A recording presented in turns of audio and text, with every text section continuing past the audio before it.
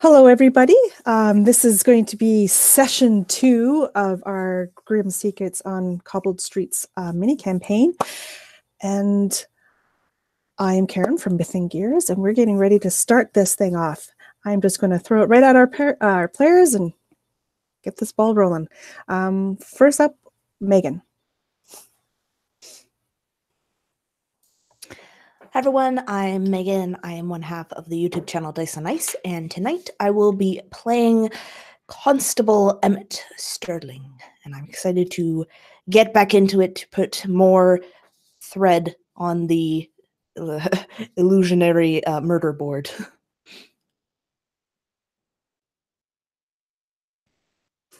Absolutely. Next we have Jeff. Hello, everybody. I'm Jeff. I have a YouTube channel as well. It's called Counterbalance. I also do a podcast/video thing with my friend Jeremy Lilly and Chad Nick called the Dudes of Yore. So you can check me out at either of those places if you're so inclined. And I am playing Willem the Hunter. He seems to be the only one here who believes in supernatural weirdness so far of the other people. So we'll see if his theories are insanity or justified. Looking forward to it.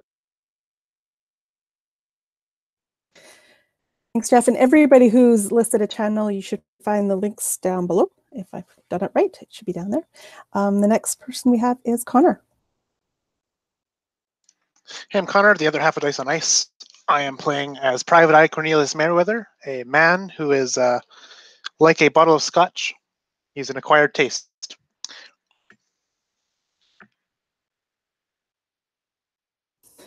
Or like olives, right? And next we have Chris. Hey everybody, I am Chris Johnson. I can be found on the Dargon Gaming Squad YouTube channel, as well as CJ's Kitchen, if you'd like some yummy eats while you're playing and watching. And I'm playing Gertie Hattie Bridges, a little rough and tumble street urchin. And last but not least, we have Anna. Hello, I'm Anna. I don't have a YouTube channel, but I recommend you check everyone else's out because they're all amazing. I wasn't here last time, and I'm sorry about that, but I am going to be playing a mysterious character named Harmony, and I'm very excited tonight. I'm very excited to have you here tonight, too. So with that, let's start.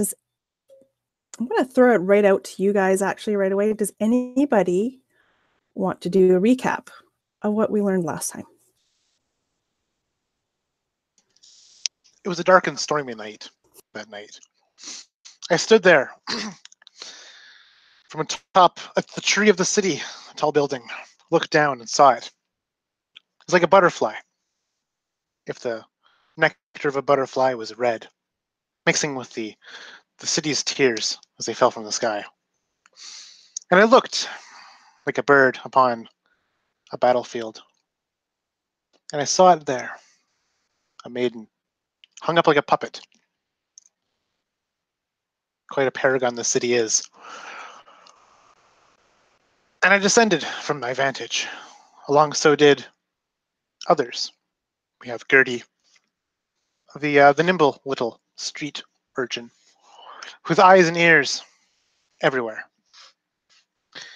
Have Emmett, the sterling crown jewel of our ragtag band. And we have Willem, a man who I've yet to puzzle together. Like a jigsaw puzzle missing a piece, it seems. He's a bit incomplete. Something that is not all there with him. And as I took a long drag on my 30-year tobacco pipe, I couldn't help but think, who else was smoking in these dark streets?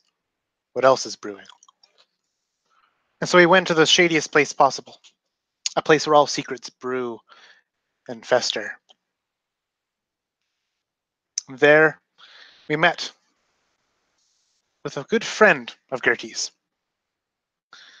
You tell by his eye maybe a brother, perhaps a good friend of their childhoods, perhaps unrequited love. But regardless, we gained access to a nice eye of the storm, so to speak, a hovel amongst barbarians, a small newspaper shop. And there is where we will lay our feet back as we ponder the clues of our discovery in that square on that fateful night. I can still smell it. I can still smell it. That's my recap.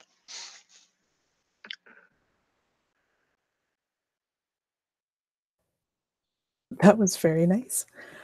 Does anybody else want to add to that recap? Give their little side of the story?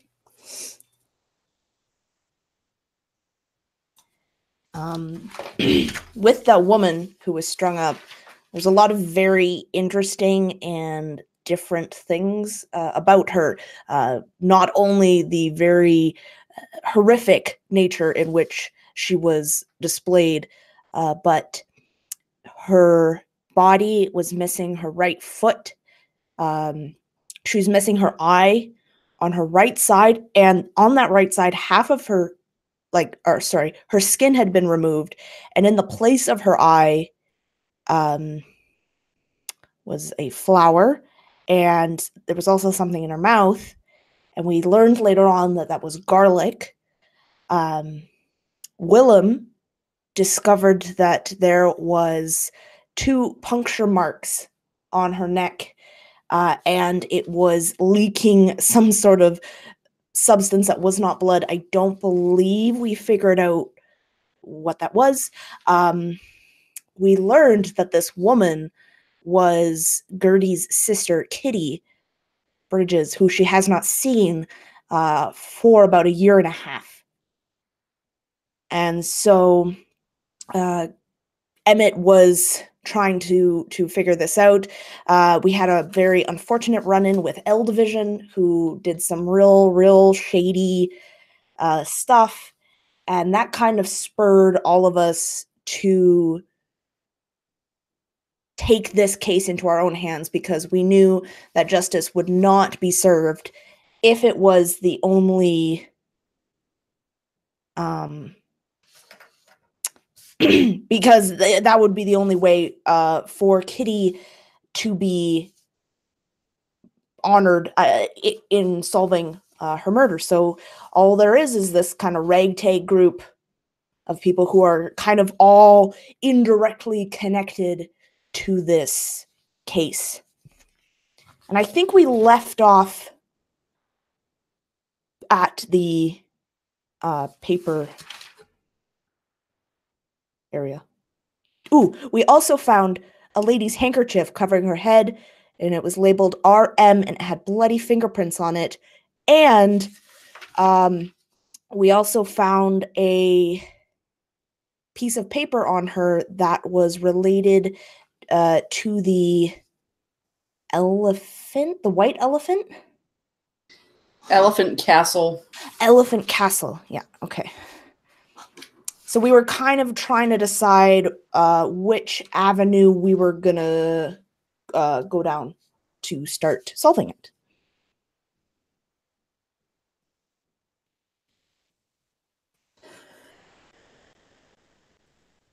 Very thorough. That is pure cop work right there. So we begin our tale tonight. It's dark, but the sun will probably be coming up in a couple of hours, and our intrepid team here has decided that they do not want to be seen at the press room when the employees start coming in to start doing the printing for the day. So they've each dispersed to their homes, wherever that may be, with the agreement that they would gather together at some point the next day. And so we see the visage of Paragon, this dark, this grimy city. And as we fly around these rooftops, we come to this one burnt out factory. It's kind of run down. The windows are all boarded. It looks, for all intents and purposes, deserted. But we go inside, and towards a back corner, there's a small candle lit in this furnace room. And there we see this young girl. Chris, tell me what Gertie is doing. So Gertie is huddled up against the wall by the candle, looking at her one and only photo of her family. The last, image of her family from the last time they were together. And tears are streaming down her face. She is just heartbroken that this has happened to her sister, that she doesn't know where to find any of her family members. And she just seems lost in her own world, in her own grief.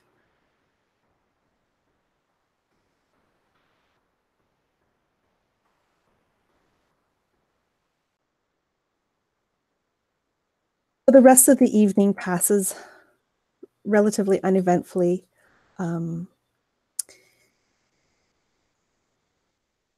Is there anything any of you want to do before you head in for the evening, like to actually go to sleep?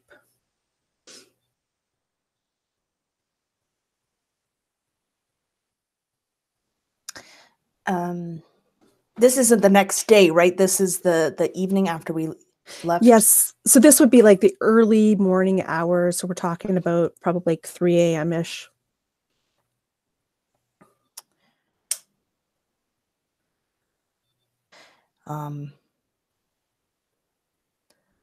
Yeah, I think Emmett would just go to his home and get some shut-eye. I think he probably would have at least a morning shift of some sorts tomorrow, because he still has to work as a constable and keep the visage that nothing is going on. But if he needs to take some time off, then he will. But he's trying to, for all intents and purposes, work, but also kind of keep his ear to the ground when he's in that area or when he's at work, to try and see if he can catch any information. Okay. And Emmett,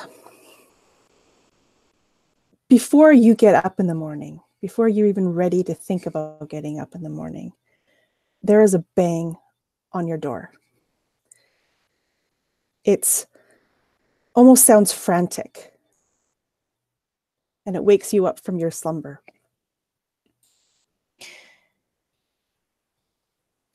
Emmett groans as he is awoken by this, and he slowly gets up, and as this door is knocking, he makes himself as presentable as possible, maybe just puts on a pair of pants and, yeah, hold on, I'll be right there.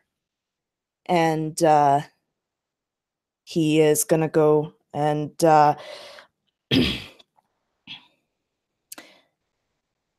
I think he's going to look through a peephole on his door first before actually opening it. If there is peepholes. Is there? I don't think typically there would be, but you, being who you are, might have actually installed one if you at your. He definitely would. If they are available, he would have spared no expense, because, you know, being a cop, you make some enemies. So So you put your eye to your peephole and you look out, and it's hard to see who it is, but they're of smaller stature. They look very kind of unkempt, dirty. The more you look, it seems to be a woman. And she starts banging again.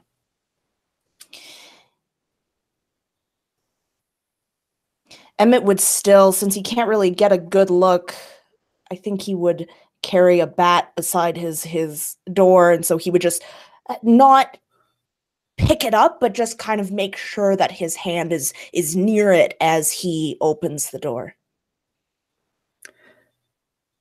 And so you open the door just as she's like ready to knock again, and she notices like the door is not there, and she kind of staggers a little bit, and that's when she looks up, and you notice this is your sister, Eveline. You can describe her for me. Evelyn is, at one time, she would be considered very, very lovely. Blonde hair, blue eyes, tall, thin stature, high cheekbones, but now those cheeks have gone sallow. Her hair is matted. It's cut in all sorts of weird ways. There's deep, deep bags under her eyes. And her figure is no longer thin. It is bordering on skeletal. Emmett would immediately take his hand away from the bat. For God's sakes, Evelyn, get in here, and usher her in. Oh, Emmy, I'm so glad you're home. I'm afraid. I'm afraid. Gina didn't come back last night. She's gone missing.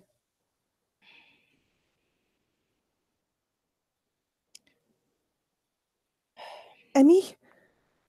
He's like still trying to like rub the sleep from his eyes and just with mild annoyance. And you need to help me. She probably just met a guy who she thought would be the one, and she'll be back in a day or two. You always do this, Evelyn. Just tell me you need money. Don't go into these antics for excuses of why you come by. And he would actually start going to wherever he keeps his money and start getting it out. Emmy, it's not that this time. I really am worried about Gina. It's not like her. Fritz would be so angry if we don't come home. You know this. And she didn't come back. She hasn't run off. Fritz would hunt us down if we ran off. You know this.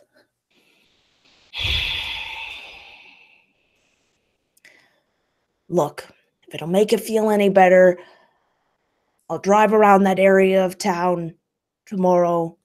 Not drive. I'll walk around that area of town, see if I see anything. That's all I can do. My hands are full at the moment. Oh, thank you, Emmy. You're our only hope, because nobody's going to take us seriously. Us women, the women of the night, we go missing and nobody cares. The cops don't do anything. That's why I came to you.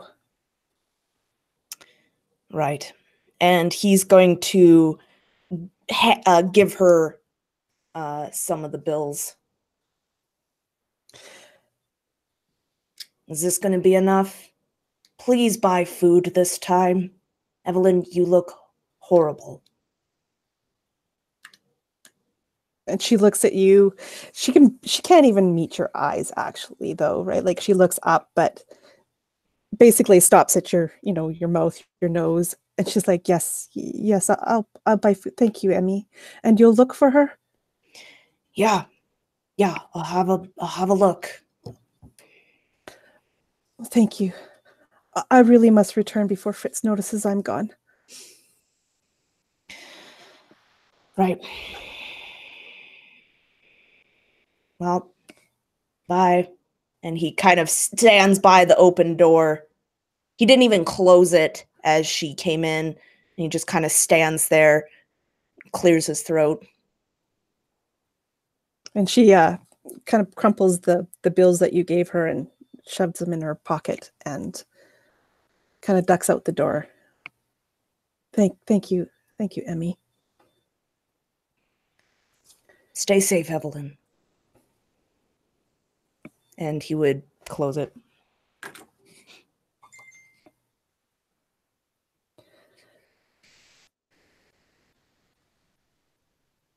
So does Emmett tries to go back to sleep at this point, or? I think he's going to try, but after tossing and turning, I don't think, because seeing his sister always puts this horrible pit in his stomach.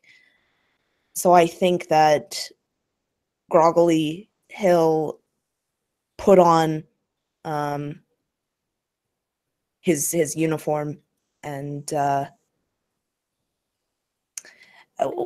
what time is it? It's like early in the morning? Yeah, it would be probably around, so the sun would come up by, well, if you could see it, it's still kind of smoggy, but the sun is up. So we're probably talking like 6 a.m. Okay. So he would probably go out and aiming to grab a quick breakfast somewhere at some cafe or bistro or something along those lines. And yeah. And then he would probably head into wherever he needs to be. Okay. I'm going to turn it to Willem. Willem, what are you doing at this point? Like,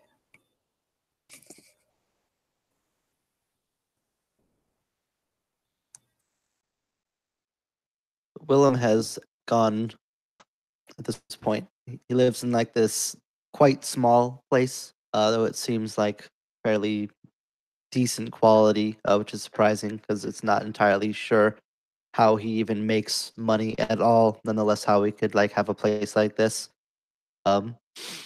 He's sitting there. He's got like his axe out on his lap. He's going over it with a whetstone, sharpening it again and again. It's almost like a weird habitual thing. To the point where he's probably actually over sharpened it, where it could like damage it, but he doesn't care. It's just kind of this weird nervous habit that he has. Like all sorts of like books and papers just like scattered, like completely unorganized, like all around the like a desk that he's sitting next to, even some like on the ground, some like propped open on like a mantle, just books and papers just plastered up and opened all over the place, in a seemingly like nonsensical pattern. And every once in a while he'll like glance up towards one of the books, like scan it, and then another pass over the axe with the stone. It's just like this weird, like almost meditative ritual that he goes through anytime he doesn't know like what is going on and he needs to investigate. Like it's this method that would make no sense to basically anybody how he could possibly like learn or even do anything with this like crazy disorganization that he has, but for some reason the system works.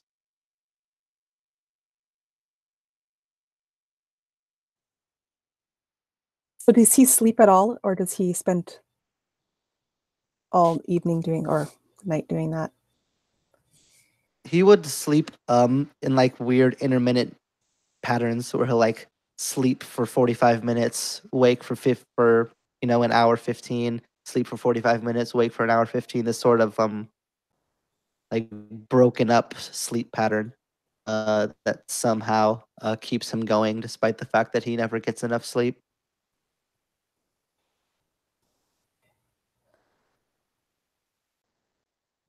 And now I'm going to jump over to Cornelius. Cornelius, what are you doing? Cornelius strolls down the cobbled streets, out of this press office, down Opium Street, and up into some ranky little hobbly little shack, like that's like part of like a weird like 3-story, corner of a building kind of apartment setup, where it's like half smashed together with rusty nails and wet and soggy and moldy planks of wood. This is his home. Some really cheap, dingy area apartment. And he's just got a cushion. And he lights up another cigar and smokes it. Sips a flask of his strong beverage and passes asleep sitting on this couch, leaning against some rank plank of wood as the night slips over him.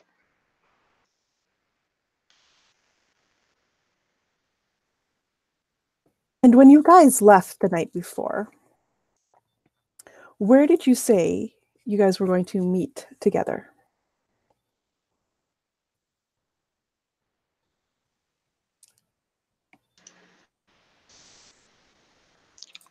Maybe back at the press after I'm thinking closing? of the post office, the newspaper press is like our kind of go-to, if I'm understanding correctly. Like after it closes or something, Mm-hmm. maybe? Yep.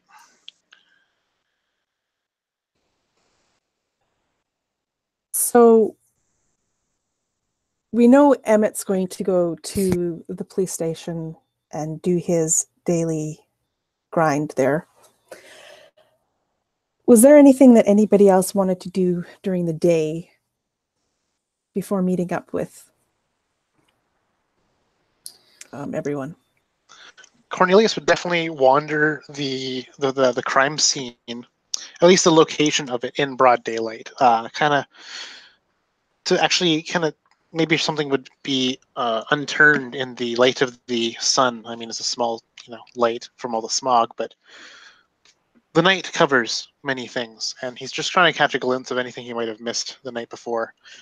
He's going to keep good effort to not be noticed skulking around the area, to try and seem like he's blending into the crowd, as if he's walking from somewhere to somewhere else, but then kind of just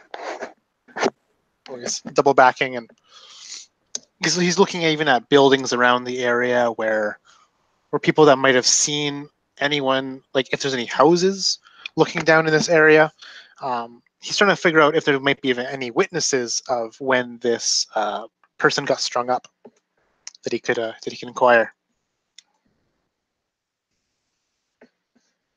So you're looking for, let me get this straight, evidence left behind that you can now see in the light, as well as anybody suspicious? Yeah, any residences that might have had a good view of this location, even at night, right? So if they happen to look out their window and see some shady figure doing something in the dark, they could have seen it easily, and I can talk to them, right? Looking for witnesses.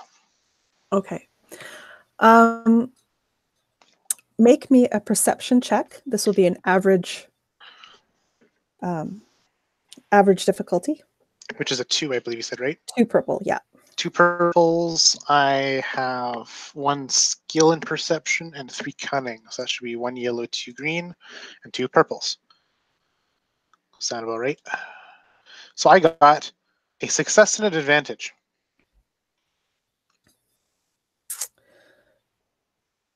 Okay, so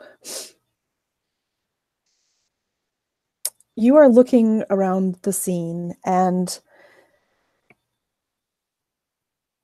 L Division did a beautiful job of completely Just trashing destroying it. Yeah. anything that could have been there. You might actually find a little bit of the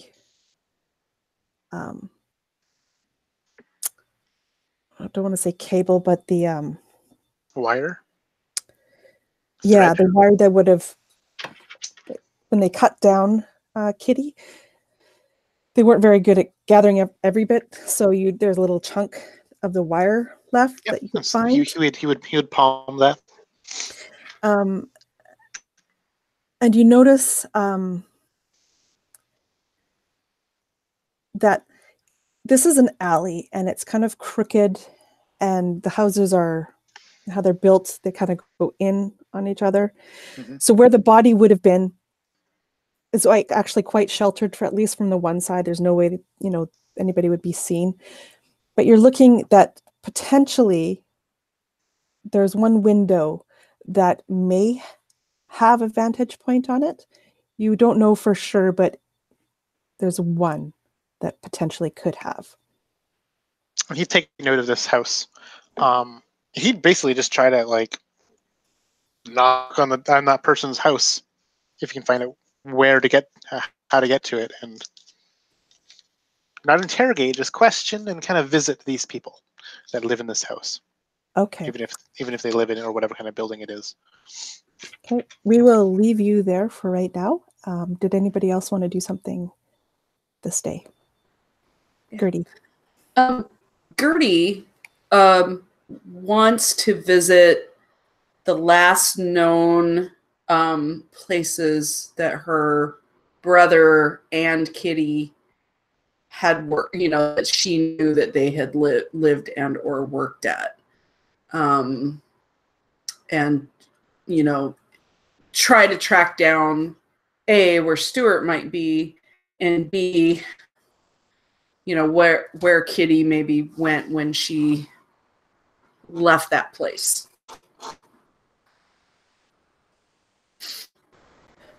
Okay, you can make me a,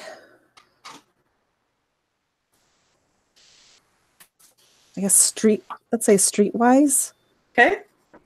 check. So streetwise is cunning. And I have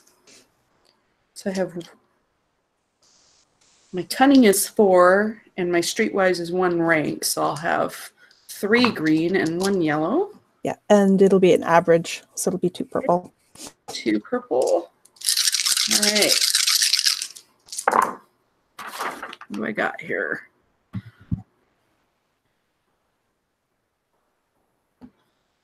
That's a I need my cheat sheet. That's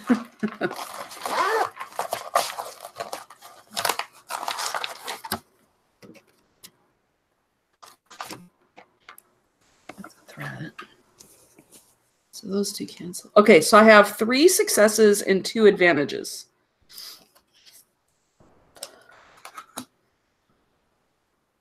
Okay, so you go up to the last known place that you knew Kitty was at before she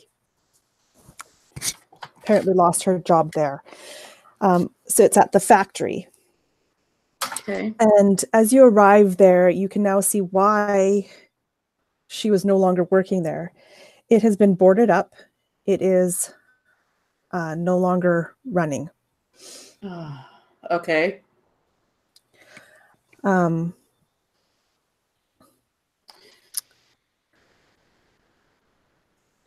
What did Stuart do? What was the last thing that he did? I think Stuart was apprenticed to somebody, you know, like a Bob Cratchit type, or a you know, Ebenezer Scrooge type. So maybe he did some sort of desk job that, you know, where he was learning a professional skill and would have had room and board. And he was more ambitious. So he potentially, you know, he would always be looking for new opportunities.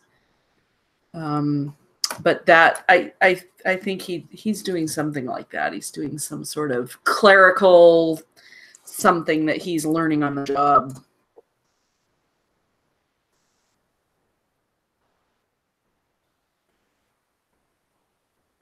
So you are able to find Stuart's place of business, or where he last worked, as far as you knew.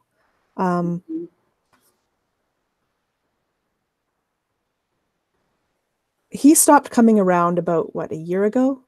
Mm-hmm. Or Yeah. It's been, you know, a year and a half or so with both of them. Like with yes. less and less frequent visits over, you know, a couple year period, probably prior.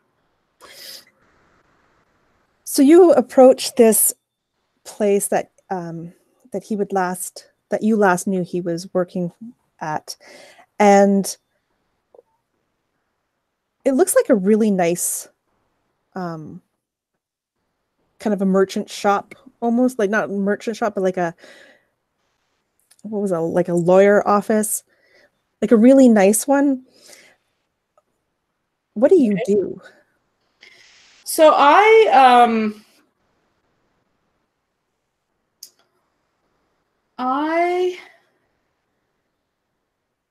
kind of look in a window, not their window, to check my reflection and kind of, do this sort of thing and try to neaten myself up. And I'm checking to see, is my face still tear stained? And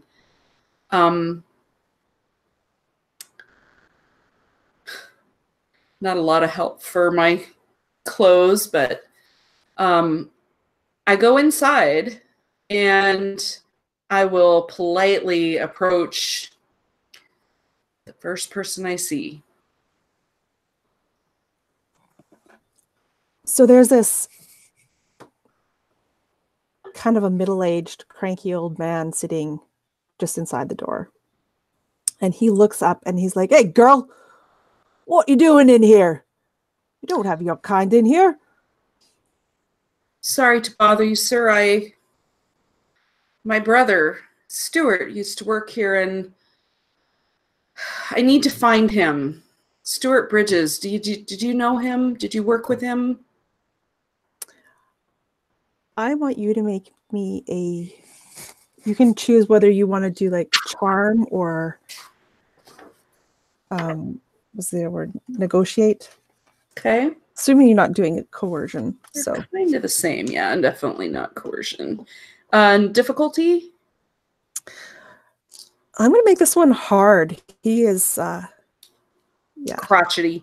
Yeah, crotchety, and you don't look so good. Okay. So this is going to be kind of sad. This is willpower, so I only have 2 green, and then against the 3 purple, so.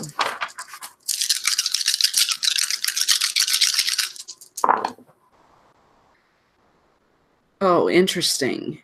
All right, so I have 2 successes and 3 threats.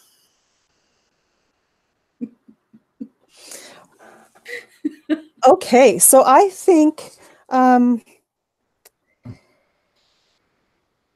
he comes around the desk and he is physically pushing you out the door. This is the threats. Like he's manhandling you out the door. He is not having you stay in this home. But as he's pushing you, he tells you to go see Crabtree and Son. They might know, but that is all he gives you. Thank you, sir. Thank you. Yep, so I'll head there next. Okay. And we will now go to Willem.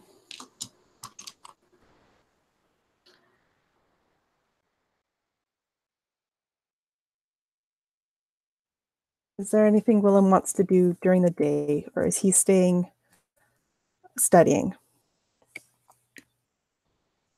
Yeah, I'm not sure if there's anything more to be gained from kind of the supernatural aspect of the research out of made, but I think that would kind of be his focus of kind of like pouring through the different tomes and racking his brain for different memories of what his teacher had taught him about all the different symbols of the supernatural and what they mean and why and how you can track them and all sorts of weird things just like that.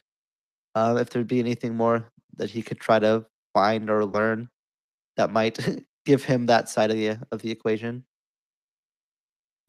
Let's make a lore check, or occult, whichever one you'd rather, and do it with a boost die because you have your books here. So I will be. Alrighty. What's the challenge going to be? You're specifically looking for something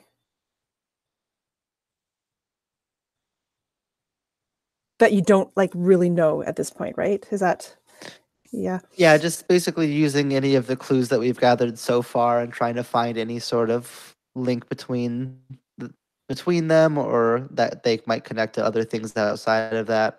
Kind of a more generalized search, yeah. So let's make this a hard check because you're not sure exactly what you're looking for. You're just trying to find. So a hard check, so 3 purple, but you do get that boost die. Alrighty, and because I have a 2 intellect and 2 in occult, that'll just be 2 yellow dice, nothing else, right? But That the, is well, the blue die, but yeah. Yeah. And you guys still, there's story points too. I keep forgetting to mention that you guys have them. So. Interesting. That's 3 successes and 2 threat. Ooh, okay.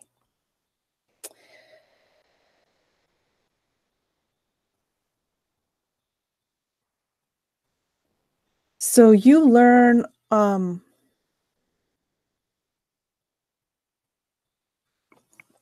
do you learn?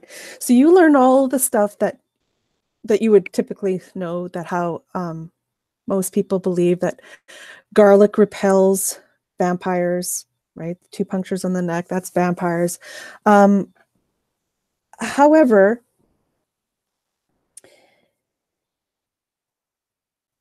you come across an entry that starts talking about like garlic flowers and cloves of garlic, and not wearing them, but actually like ingesting them. And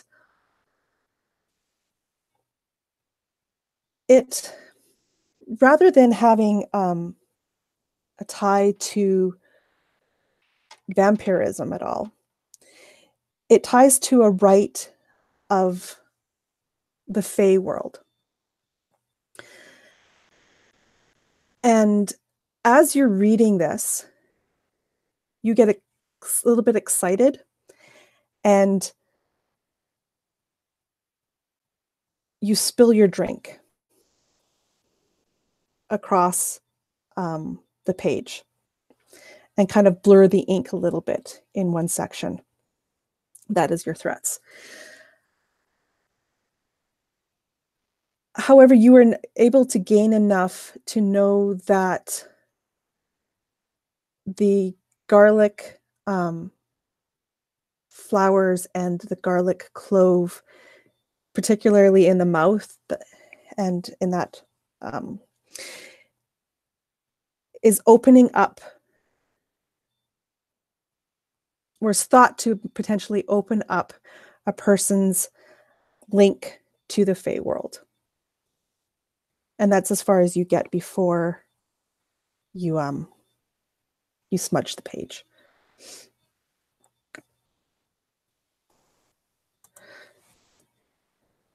The threat was, as you were reading, just as you got to some like key information, you spilled your drink on the page and smudged it.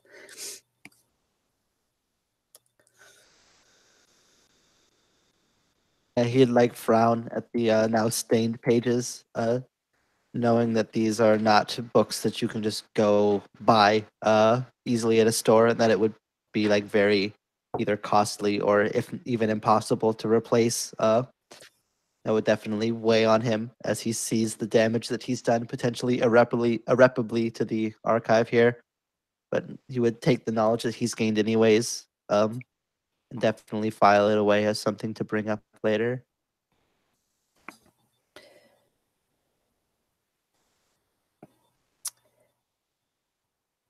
Emmett. So you go into the station. Robert meets you pretty much at the door, and he's like,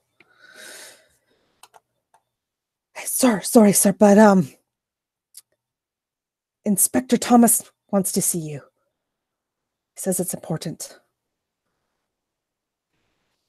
Inspector Thomas being your direct superior. Oh, okay. He's in here this early in the morning. That can't be good. Thanks, lad. And he'll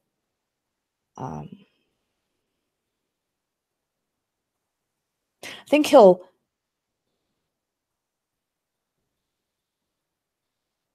he'll just walk on in. He'll kind of just take a moment to just take a breath, and then he'll go and meet Inspector Thompson. Sorry, as I cough here. Thomas. Inspector Thomas. Okay. All right. So he'll go in. And Inspector Thomas, as you walk in, he's writing something on a piece of paper, and he doesn't look up. And he continues to write. If the door's open to his office, Emmett will just kind of do a few quick taps on the side. Called for me, boss? Yes. Come on in, Emmett. Close the door behind you. There's like this quick kind of like pause, and you can see Emmett's eyes just kind of widen in this like, oh shit moment, and then he'll close the door and have a seat.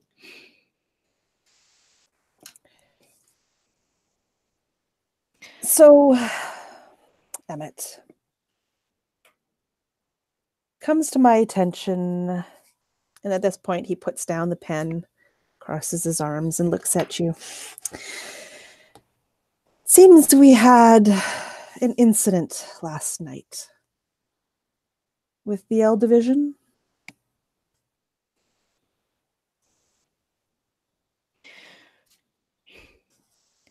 If you're meaning that they came in like a bunch of wild animals and ruined a crime scene, then yes, I could say that you would call that an incident. That is exactly what I'm talking about. Emmett, this is not good. I do not like how they are treating these cases. You don't have to tell me twice, boss, but you see who they're related to. Yes, and in fact,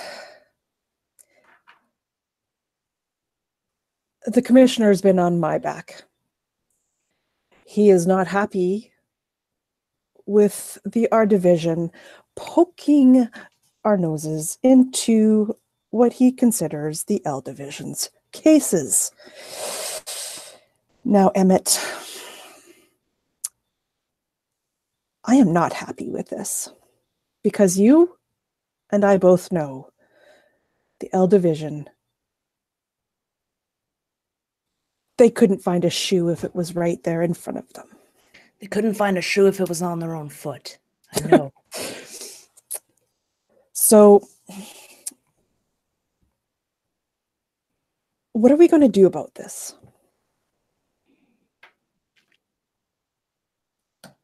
And he looks at you. I feel like Emmett has been a cop for a while, and I almost imagine that Inspector Thomas is kind of one of the old guys who is like the last good cop that everyone's trying to force to retire, but he just refuses because he actually has a love for his job. So, Emmett, look, let me level with you, boss. I hate to see these poor women get strung up like that and nothing gets done. If you... And he kind of takes a deep breath because, you know, even though he's worked for him a long time, you never know. I would like to look into this. On the low. You know me. I won't say a word. Emmett, that is exactly what I was hoping you would say. I will back you. I will do what I can. I will help you, but I can't be seen to be doing this. If you are caught, you are on your own. I understand. But this I will do killer my needs to best. be caught. Exactly. And I will do my best to aid you and warn you. If you can, I'm not, I can't talk to the higher-ups. They don't seem to like me. I don't know why. But if you hear anything at all, please let me know. And thank you. Thank you. You weren't there. You didn't see the woman. It was... No one should die like that. No one. Not even the L Division.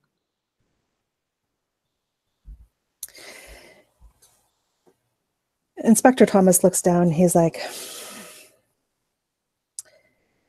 you will need to tread lightly. Somebody higher up is pulling the strings on this one and has given this to the L Division. I do not know who.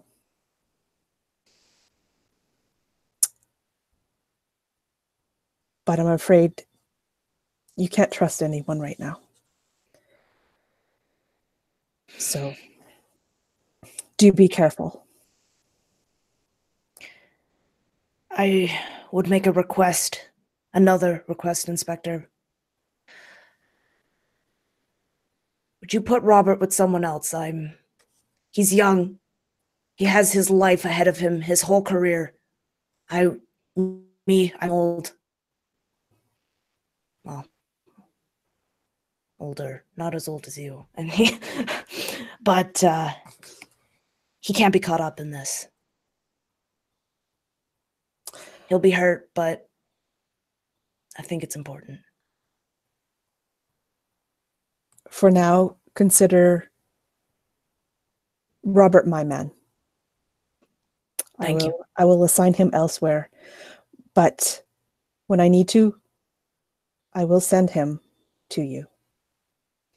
Thank you. He's a good lad. All right, I'll keep you updated on what I find. As much as you want to know. Plausible deniability and all that. And he kind of nods and says, very well. Picks up his pen and starts writing again.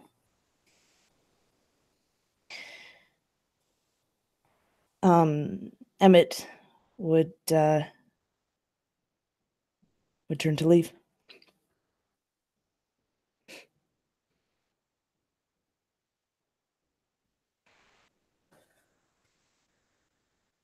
Cornelius, you were looking at this house. Yep.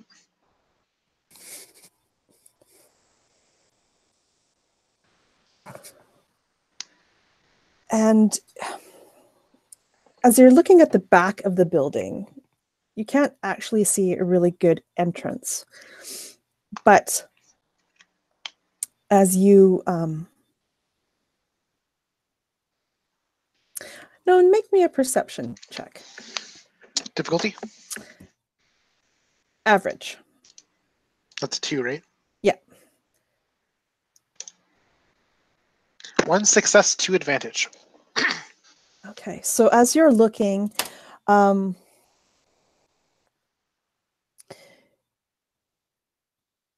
kind of notice that there is a little bit of a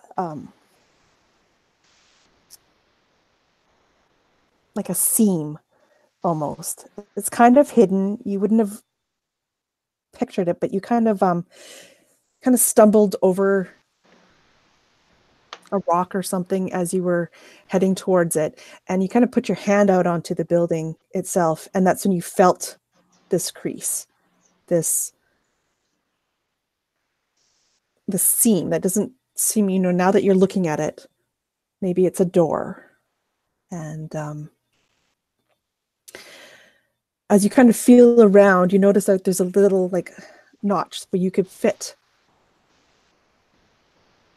like a finger in.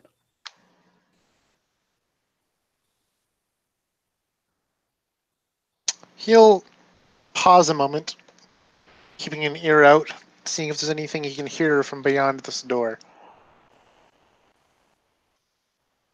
And assuming there's nothing going on behind it, he'll give an attempt of an open. So as you stick your finger into this hole, it doesn't go very far. It's only like about an inch or so. There's a little bit of a pressure, and then as you push on it, it eases, and you hear a click. And then that where the seam was, it breaks open a little bit, and enough that you can now open a door if you want to. He'll do so. He will. I'm going to assume that it's going to be dark inside of this crack. Does he see any light coming from it? At this point, no. No. Okay. He's going to get his lantern ready. He's going to light it. A little flame flickering in it. He's going to kind of like creak the door open quietly. And as you do, you notice that you are now seeing what looks to be kind of like a storeroom, and it's filled with all sorts of body parts. But we're talking mechanical body parts. There's gears, there's arms, there's legs, there's all sorts of machinery. And it looks like a storeroom. And as you shine your light around, you could see that there is a door on the wall opposite you. He will bring himself into the storeroom, seeing there's nobody in it, closing the door behind him, to lock himself, not lock himself, but to close himself in the door. He will make sure that the door can be opened from the inside, though. This side of keeping a small pebble in the frame if it's going to lock on him. This side of the door, it definitely looks just like a door. There's no hidden part of it. It was only hidden from the outside. So yeah, there's like the latch on this side. It's you would not be locked in. Cool. Yeah, he's going to close it then, just to make sure that nobody else stumbles upon this too. And just kind of holding this lamp up, he's just going to investigate every corner of this room. You find boxes of bolts, screws, gears, cogs, all sorts of mechanical things. As you're looking, you hear noises through the other door. It sounds like someone's talking to someone. Is this room? This room is obviously not deep enough to encompass the entirety of this building. Correct? No, this is probably on the other side. Yeah, about a 10-foot square kind of room. As he's listening to these voices, he's gonna kind of strain to hear them. He's also gonna be looking for any kind of small cogs and gears, enough that could, reasonably assemble or at least be part of like a music box, similar to the one that he saw making the puppet dance or holding up the woman last night. Okay, maybe maybe the night before. Yeah. A perception. Okay. Difficulty?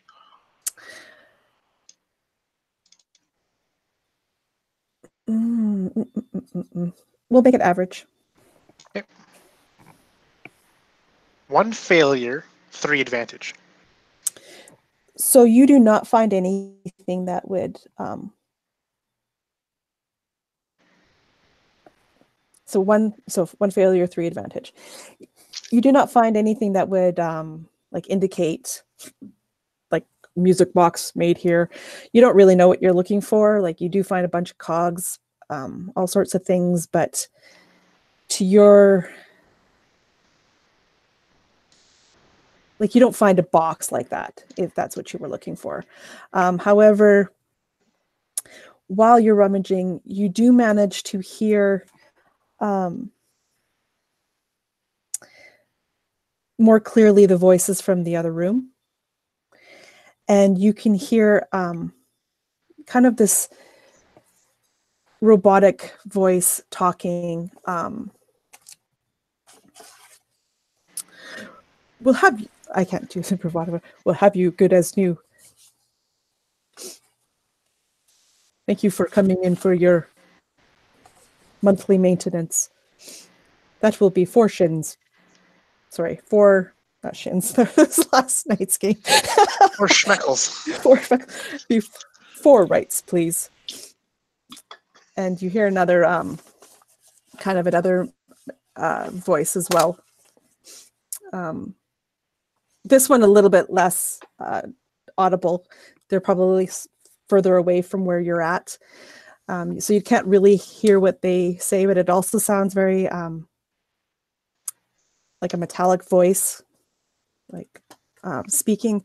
And then you hear like the sound of some coins changing hands.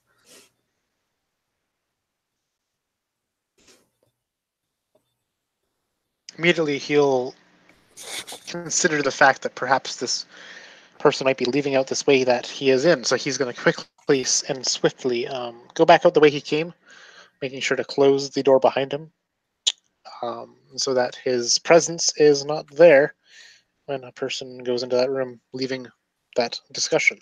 And he'll try and, if he has enough time, to kind of round a corner as well. But keeping an ear out for anyone that might be leaving this secret entrance.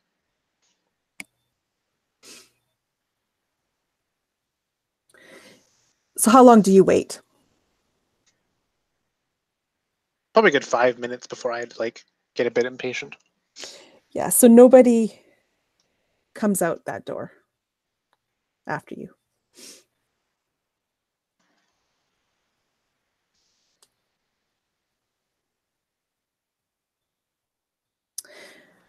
And that's kind of the he'll call this kind of a dead end.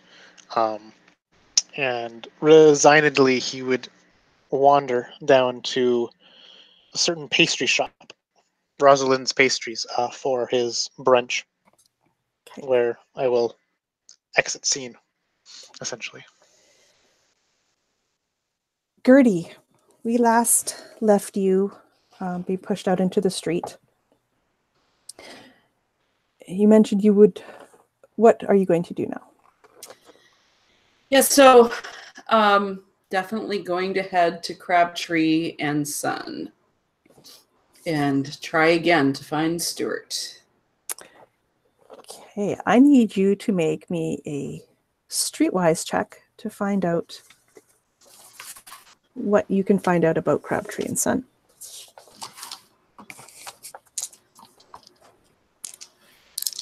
Difficulty? 2. Okay. Oh, this is fun.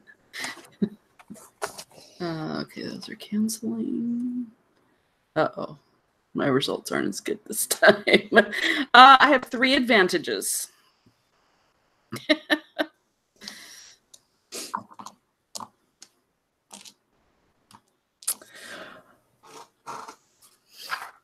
So you cannot find anybody who could help you get to Crabtree and Son at this point. Okay.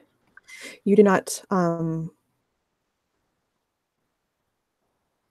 either they don't talk to you, or they just kind of push you aside, or they don't, or those that do talk to you, they just don't know what you're talking about. But you can't get any information. However, as you're walking around trying to find somebody, you notice Cornelius as he heads into a pastry shop.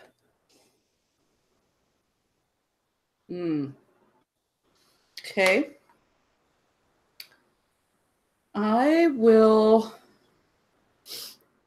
I'm poor. I'm so poor. So I kind of I head that way, but I think I linger around outside waiting for him to leave said pastry shop.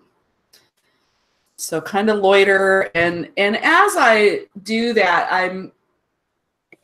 Is this anywhere near the neighborhood? This must be nearer the neighborhood than where we found Kitty. This is in a much nicer neighborhood. Okay. Yeah. Ooh, so I'm really out of place here. So I will try to be as inconspicuous as I can be as I kind of loiter around near this place to keep an eye out for him to come out.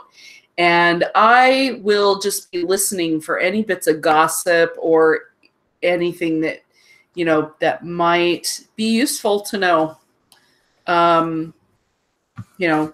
What people are whispering about, what people are talking about. Does anybody seem to know anything, kind of thing.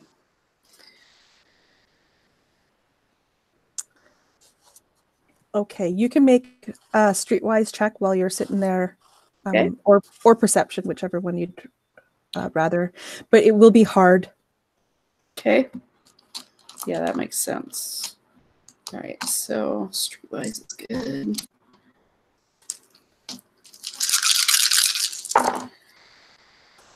Ooh. Oh, wow. Okay. Well, this is, I have 4 successes and 3 threats. Wow. Okay. Yeah.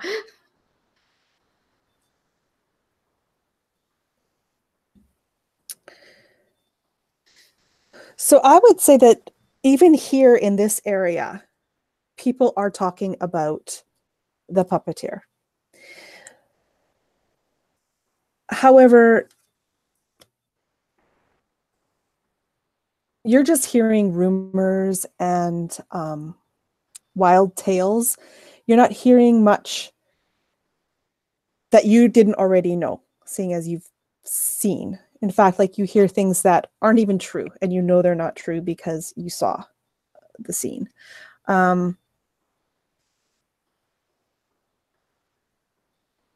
But you are also,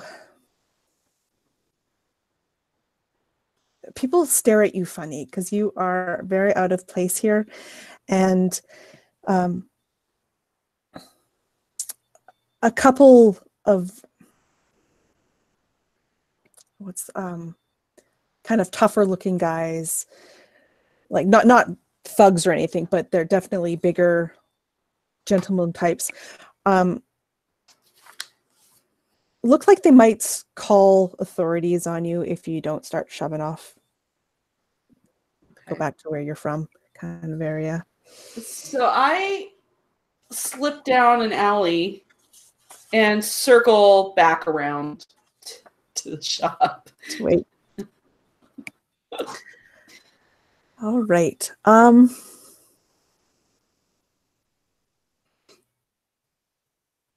Does anybody else want to do anything during the day? Otherwise, I'll have Cornelius.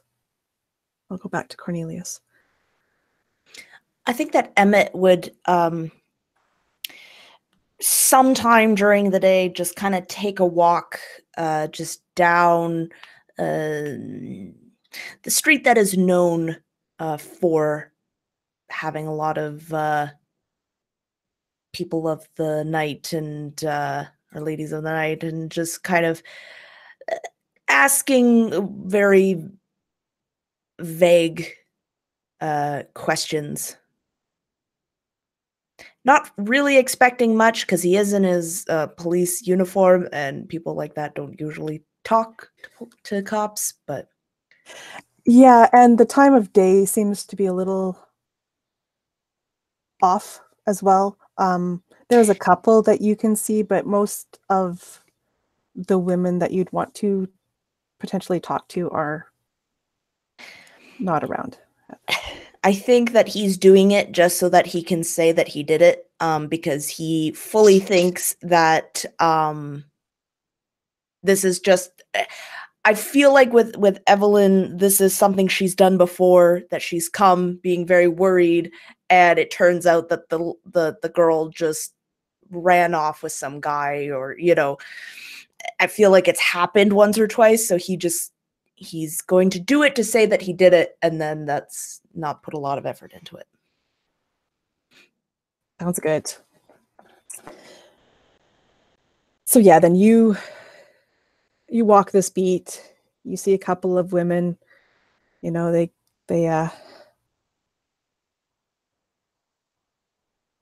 don't really approach you or talk to you, but you know, if any of them do say, you know, anything to you, it's like, nah, I don't know who you're talking about. Don't know her. Never heard of her. That kind of thing. You get nowhere. Cornelius, as you leave the pastry shop, you see a waif. Looks like she's just sitting there waiting, kind of hiding a little bit. You recognize her.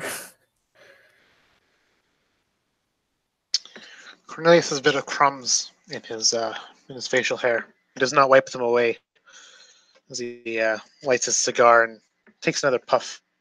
He does make eye contact with you, Gertie, but he kind of just pops his hood, or not pops his hood, pops his collar of his trench coat, and makes his way down these cobbled streets towards the not the post office, the newsprint office. She just kind of follows along at a distance like a stray dog or something. She just kind of, you know, okay, we're meandering that way, and that's all fine and well. She'll wait to say anything or talk to him until we get to the press office.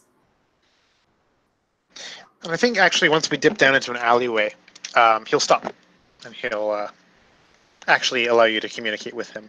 Awesome. He does this often before, where like if you're in a public place, he will ask that you do not speak to him, kind of thing. Like he always imply this with his body language. So, you know, she'll wander up, and much as she did before, she doesn't. Just on the off chance that somebody will come around that corner and, you know, cause an awkward situation for you. She always kind of she doesn't make eye contact, and she always tries to look like she's not really talking to you, you know? And so,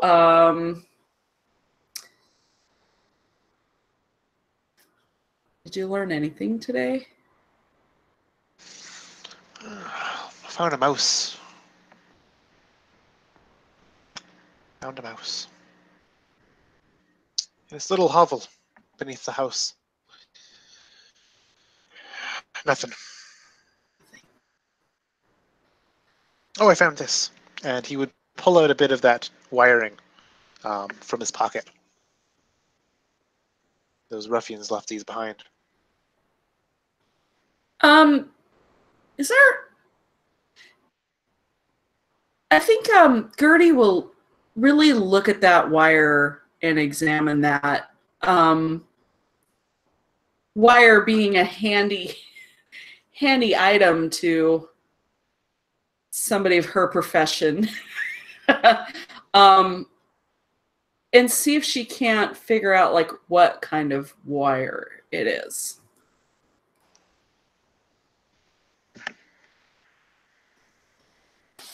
I don't think we didn't establish that last session, right? Wasn't like You're muted. No, we didn't. Yeah. Talking and I realize you guys can't hear me. Mechanics check. You could make a mechanics check. okay. Is there any way that I can assist her in this action? Yes. Yes. Basically, you would use your turn. We're not even in turns, but you can assist her, so she would get a boost die for this. Okay. Cool. Because I just spout things that might be. That's awesome. And what's the difficulty on this one? You're trying to figure out what this wire is.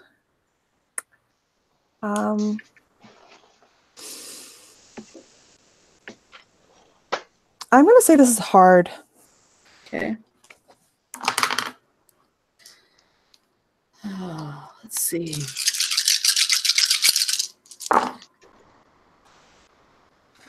Oh, all right. I have a success and one advantage. Oh, Every single one of those purple dice came up a threat. That's interesting. Anyway, it's always fun. So with Cornelius's help, the two of you figure out that this wire, though you don't know like exactly what it is made of and all that, you know this wire is definitely used in like on stage work and in the music halls or the theaters, etc. It's used to like to move the props during the performances. Like the backdrops and stuff. Okay. That looks familiar. So she was hanging out at that dance place. I wonder. it always comes back to that elephant in the room, doesn't it? The elephant. I tried to track down her last whereabouts and my brother's too, and I didn't have any luck, but it seems like we keep being led to the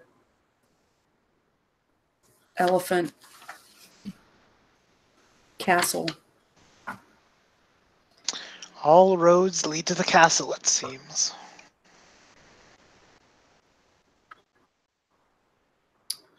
It's funny how that happens. He's kind of like twirling the wire in his hands. Seems like that's where we might need to start tonight. And his breath is rank, Cornelius, and he's wafting off this nasty odor from like sleeping in bed bugs and in his own liquor, and just it's always so pungent whenever he's around. And with his mottled teeth, he just says, "Yeah, she'll go there tonight. You may join me if you wish. I've heard the others are meeting at the press office after it closes." That ought to be pretty soon, yeah? Yeah, about that. And then she's like, no. It's like mid-morning or something, right? No, by now we're closer to mid-afternoon. Okay, cool. Cool.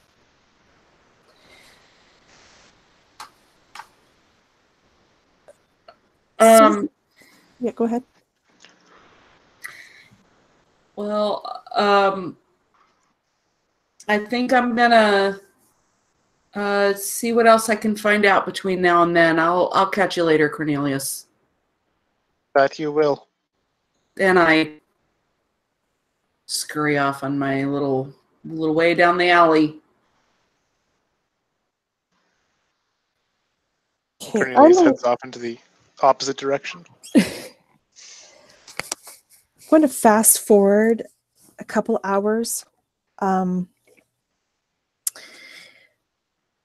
Gertie, you're not any more successful this afternoon. And as the time approaches, you realize, it's time you guys said you would meet at the press office. And so you all head there. And Willem, on your way,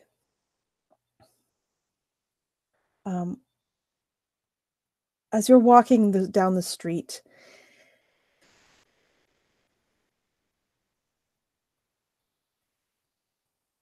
a piece of jewelry just catches your eye in one of the windows. And you stop You're looking at it.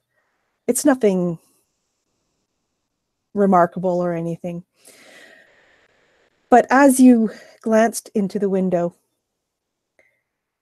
you see a reflection of a woman across the street. And for a second, you think it's your sister. Can you describe this woman and what you do?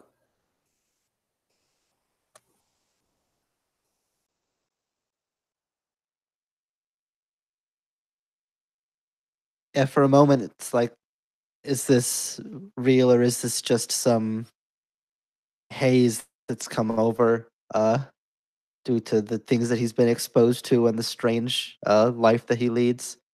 And it would be kind of a short second before he actually even reacted to try to actually get a sense of what was happening. But then, after a very moment of contemplation and wondering, he would like turn around to look to see if it was real or some figment. And as you turn, there is no woman across the street. There's no one there right now. What do you do?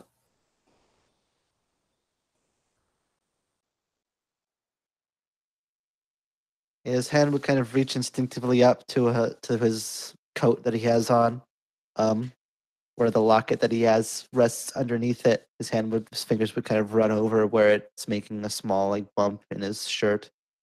Just kind of raise an eyebrow and then shake his head, try to kind of get a sense back into reality.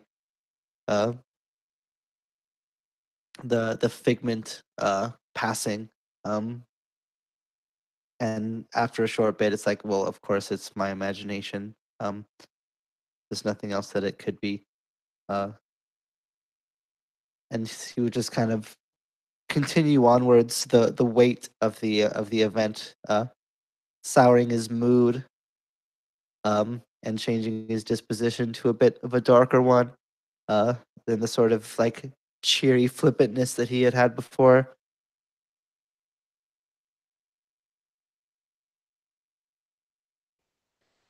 And you all arrive at the press office. What do you guys do?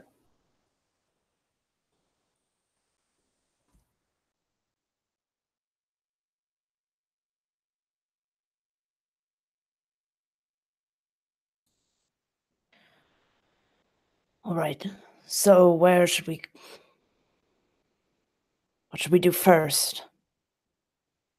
Any thoughts? Well, I think we should go check out that elephant castle. It just Cornelius found a wire that seems to be, the kind that they use in theaters, and there was that slip of paper that the kitty had, and it just seems like everything's pointing us there. And then I turned to Bert. Did you pick up any new information today?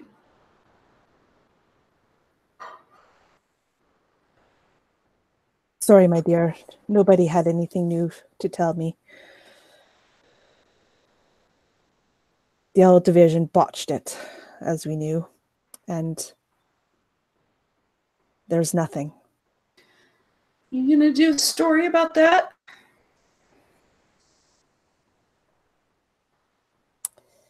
And he hesitates, and he looks at you. And you can see in his eyes that he doesn't want to disappoint you.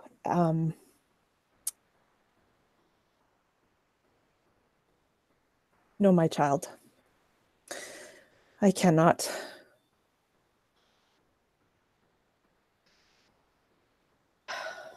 I have all these people to think of. If I try to run that story without proper evidence and backing, they wouldn't just ruin me. They would destroy everything. And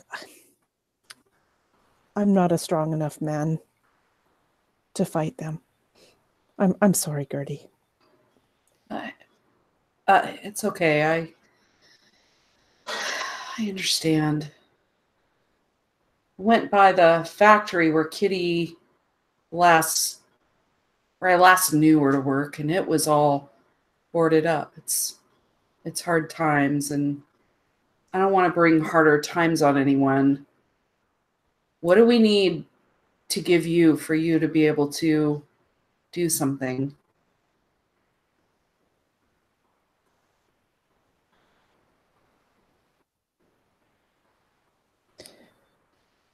Gertie, for as long as you need it, you can use my room upstairs here. I have no problem with that. If you find something that I can use, then I will print it. But I can't just go making accusations. Okay. And I look around at everybody else in the room and like, we've got to find something solid that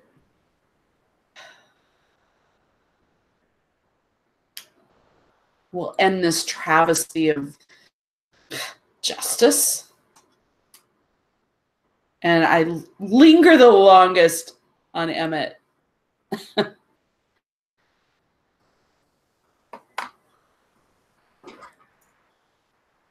Listen, I got the word from the higher up that it's real bad, this case. Someone higher up is doing something to this case to make it, well, they gave it to frickin' L Division. That should say a lot about their motives. We got one ear in the higher-ups in the police department, but that ear is tentative at best.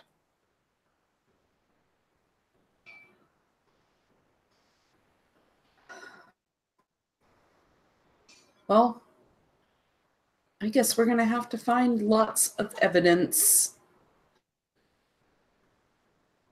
Can't let this keep happening. And we need somebody who's going to actually do their job so that this can be stopped. Emmett would look to Willem and Cornelius. Find anything good or important today? Just another clue that leads back to the Elephant Castle, as Gertie had said. I did try to scope out the area for miscreants and witnesses alike. I found something completely unrelated. A dead end. I will not discuss it, for it might tarnish my appearance in your eyes.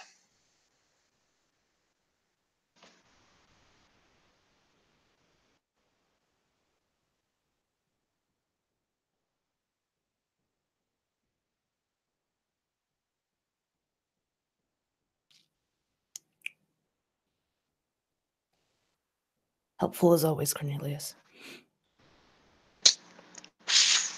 Glad to be of service.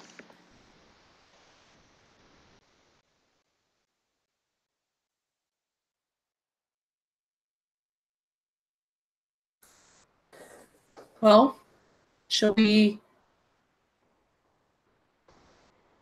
move on then? Saying head to the Elephant Castle? doesn't seem like we have anything else.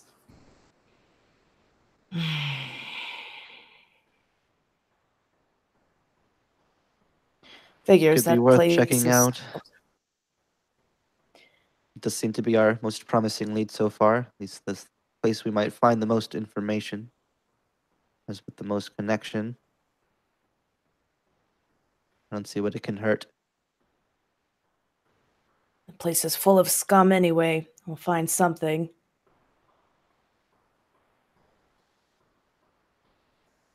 All right.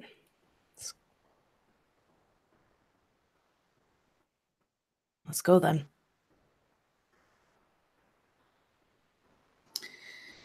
Indeed. So as you guys head towards the Elephant Castle,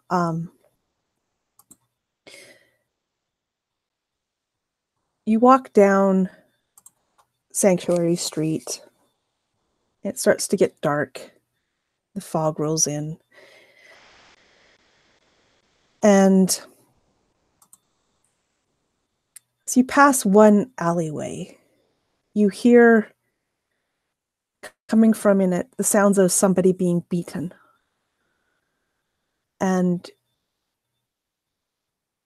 it seems to be four thugs beating somebody up on the ground.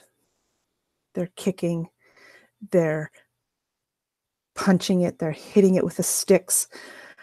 And they're saying things like, "You dirty scrap heap," and all sorts of, nastier sayings. And as the light kind of catches, you see a glint of metal on the ground. Anna, please describe what they see. On the ground, they on its back, they see a very, very, very large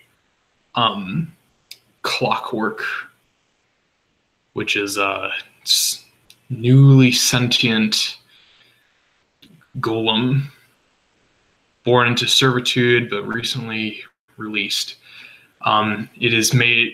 It looks like it's made of brass that was once finely shiny, but is now very tarnished and greenish and blackened with soot and oil. And sort of, if the situation weren't grim, it might be funny looking almost. But it seems to be wearing this what looks like it might have been a very large military uniform that was torn up and added extra patches of leather and cloth to make it even larger to fit over its massive frame. And scattered away from it some ways is a very large wrapped cloth thing, about as big as maybe a drying rack. And these four people, I assume, are probably kicking it and beating it with sticks or something like that. And Gertie, this thing kind of calls out, makes a sound, and catches your eye, and you realize you recognize this clockwork. At least you think you do.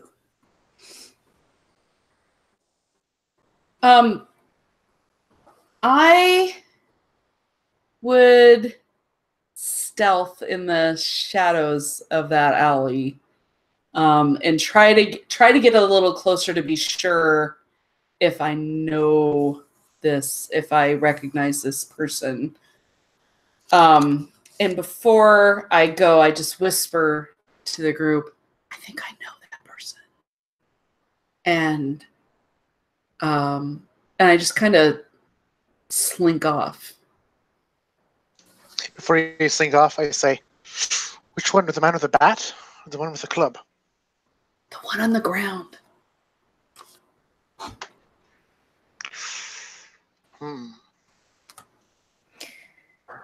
I think as soon as Emmett, I think that Emmett would be in just regular clothes, not his place of uniform. But I think that as soon as he sees something like that, his cop instincts would kick in, and while Gertie is being very stealthy, Emmett would not be, and he would just start down the alleyway.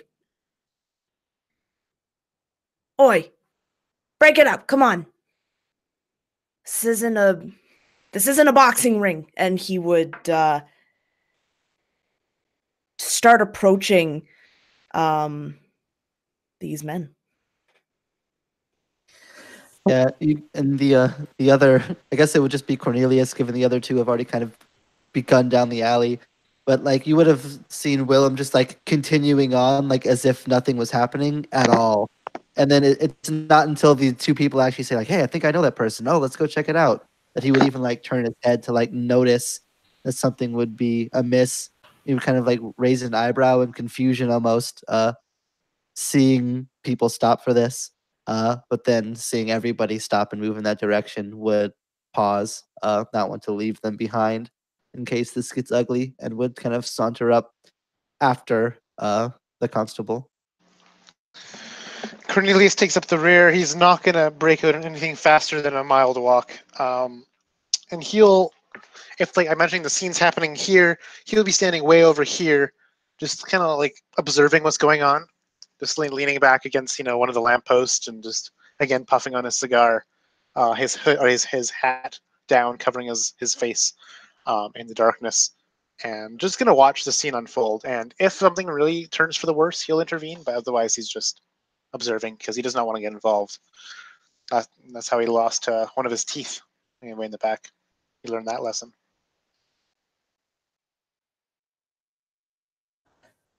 So Emmett, as you approach and call out, one of the men turns and looks at you. Bugger off! This ain't no business. At that, I think Emmett would I think he still would have like his stuff on him, even though he's not in uniform. And I think he would take out his, if this is okay with you, he would take out his lightning truncheon baton. Lightning truncheon, yeah. If you would allow that, he would take it out, and it would, kind of light up the dark alleyway. You doing it out in public has made it my business. Scurry off before you get a zap. And he, the guy would notice that you are carrying this lightning truncheon, and he knows what it is. But the, battle rage is, the anger is, he's, up. He's not really thinking straight. So you can make a check against him.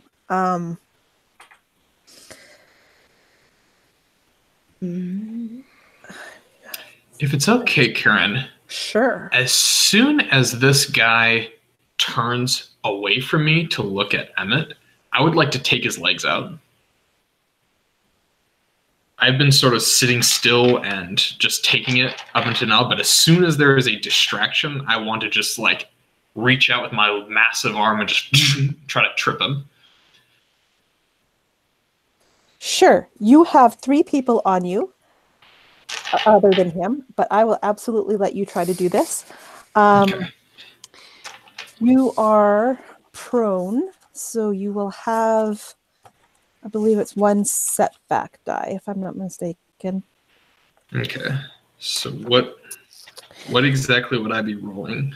So this would be brawl, because you're not using a weapon, you're just using your arms. And Okay. difficulty would be 2 purple. So How do I make rolls in Genesys? I'm so sorry. No, that's fine. That's why we're playing. Yeah, so you would get a setback. Okay, so what that means is you're going to have 2 purple die and 1 black die in your pool. Now, what is your brawn ability? So my brawn is 4, and I have a rank in brawl. 1 rank? Yeah. Okay, so you will have 4 dice, 1 of which will be yellow, the other 3 will be green. Okay. So 3 green, 1 yellow, 2 purples, and 1 black. Yes. All right. All right.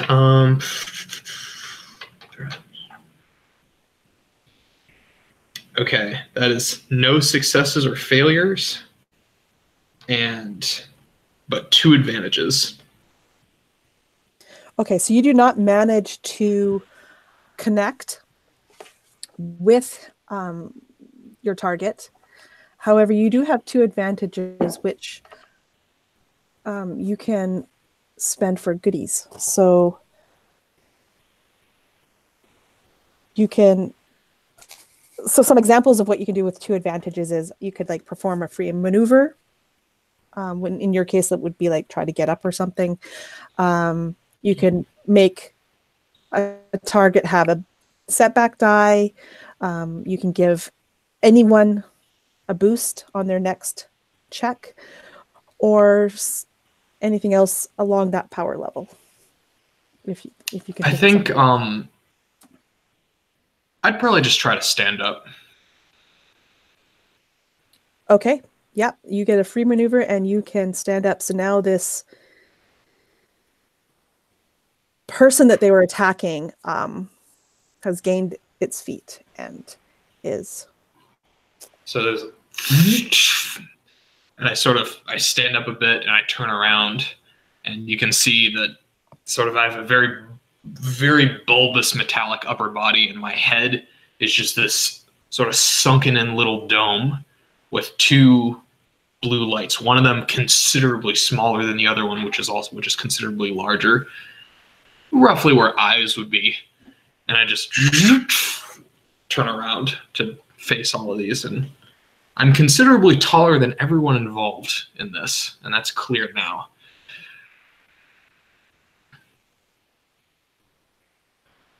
And so, Emmett, while this is happening, you are also staring down this guy who's looking at your lightning truncheon. And so you get to make a roll.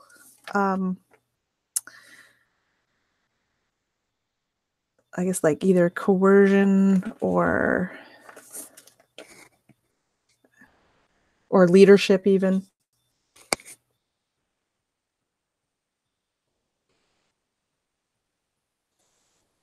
I think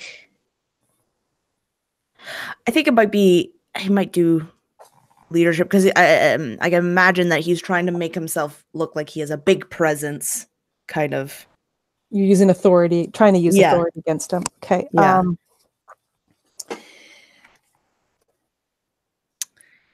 What's the difficulty on that? So the difficulty on this one is going to be, it's not very disciplined though.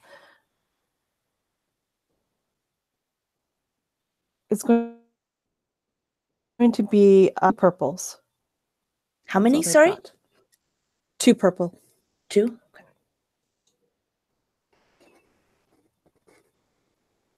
And I'm going to give you a boost die due to the fact that you have the lightning truncheon out. Okay, awesome. 2 success. Okay, so this guy definitely looks a little cowed from what you have just said to him. Like, he has noticed this lightning truncheon. The thing that they were beating on has just risen behind him. He's now getting this feeling, and he's realizing that maybe the tables have turned. His friends, on the other hand, are still wailing away on this metal person. But he's like, oi, oi, it's the coppers. Beat it if you know what's good for you. And Emmett's gonna keep advancing, like just making himself as tall and as big as possible.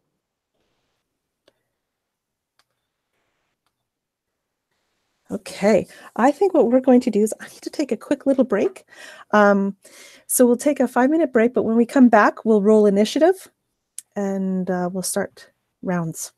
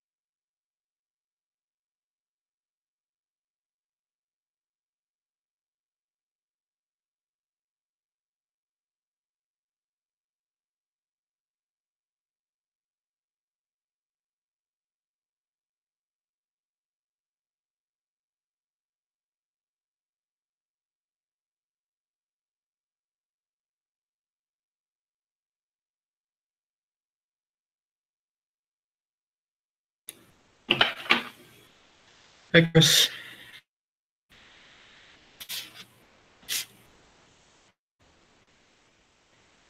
Oh, muted. Hey there. Sorry. Hey. It's okay. When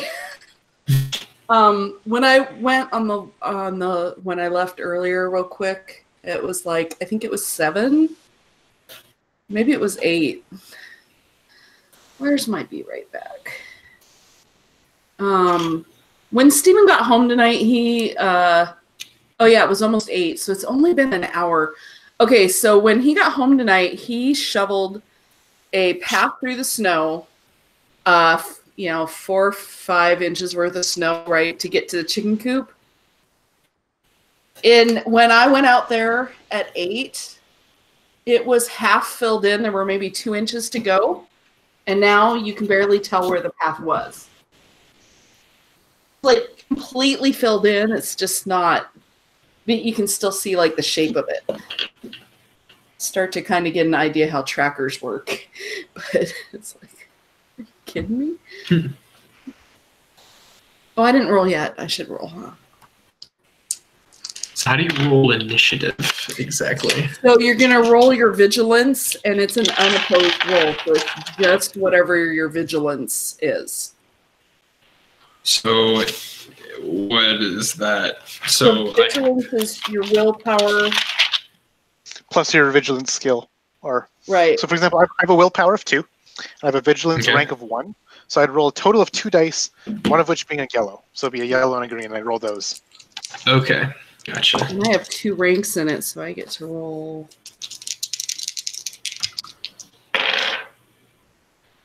All right. That's 2 successes and 2 advantages for me. Ooh, you beat me.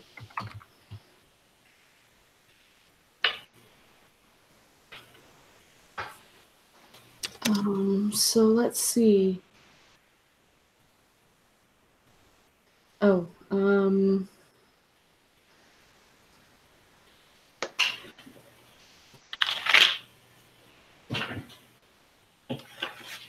yeah, and she's already on it. Ooh, it's getting hot in here though. That's good.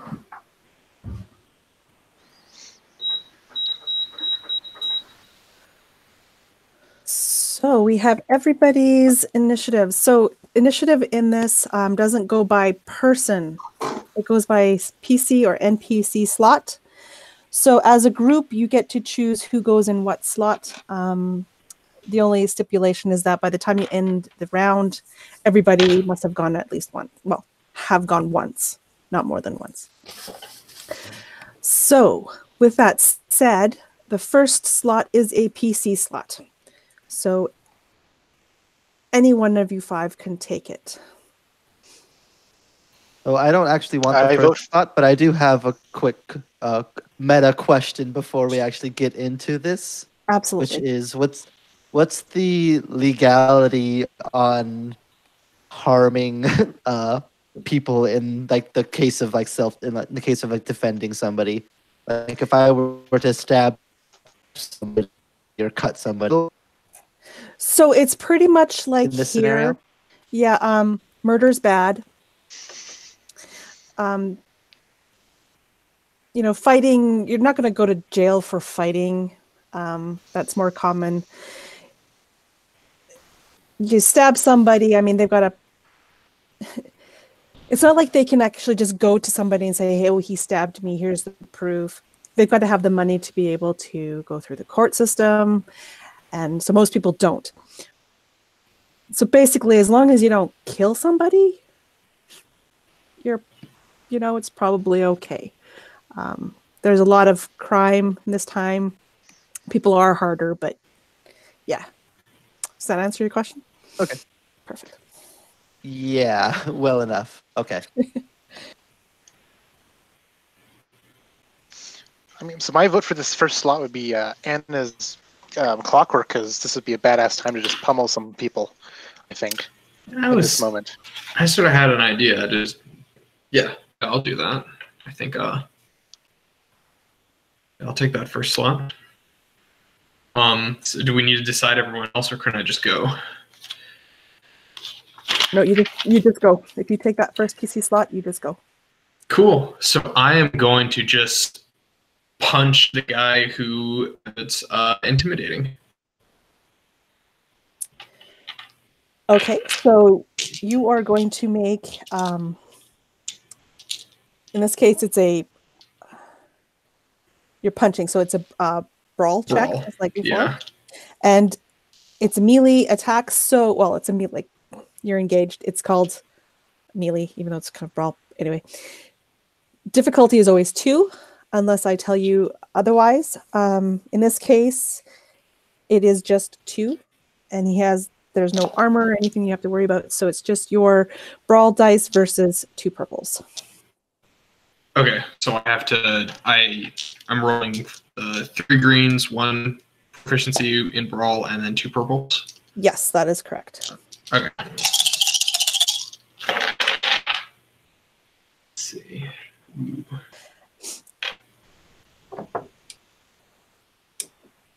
That's 2 successes. Nothing else. Okay, so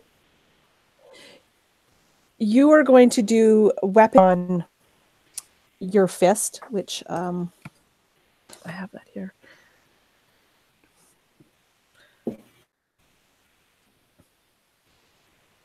Which I can't remember off the top of my head, but I think it's like 1 plus or just your brawn, I believe. Your brawn is 4. So your base damage would be 4 damage, plus you got an additional success. So you would do an additional damage, so you'd be doing 5 damage. However, you can choose to not make this like actual damage and like try to like knock them out. You can deal it towards their strain if you would rather, or if you want it to be kind of like lethal / weapon damage, then you feel free to do that too. Just let me know which one you're trying to do. I think I'll do strain. I'm not that dumb. Okay, so I sort of stand up and I just like quickly, and it's like a shotgun almost, like just punch him in the back. Okay, so he makes an oof sound. Does not go down, but definitely you connected well with him. And that will bring us to, well, you have a maneuver. You can choose to move out of the way if you wanted to. If you do that, they could get free attacks on you. I think, or you can, I think I might just stand my ground. I'm gonna watch everyone else take their turn to get ideas. Okay, so that'll bring us to the next PC slot. I think that Emmett is gonna hit one of these guys with the lightning truncheon. Not the guy who's standing and looking at him, but a guy who is kind of interacting with the construct. Okay.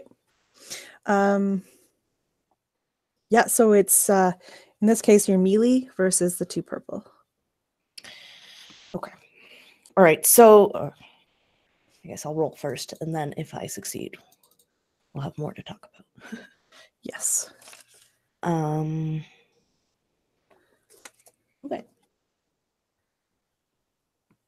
I got 3 success and 2 threat.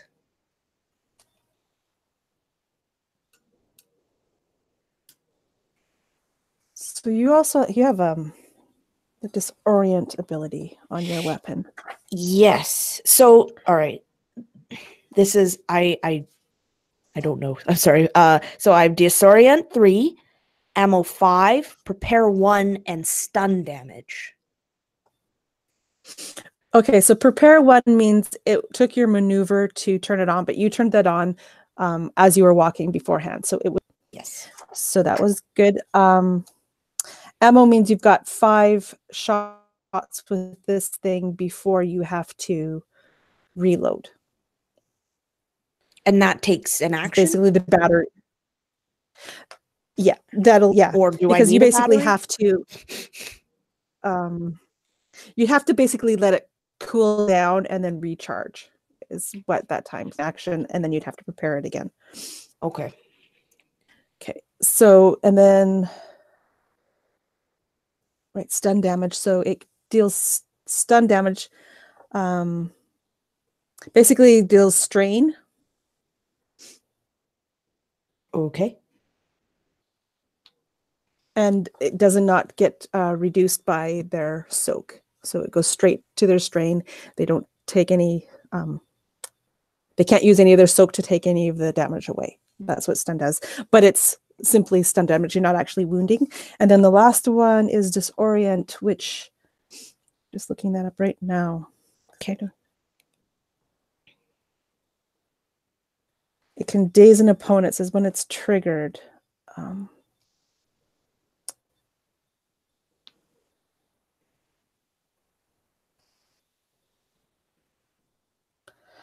I believe that means on the crit if you, when disorient is triggered.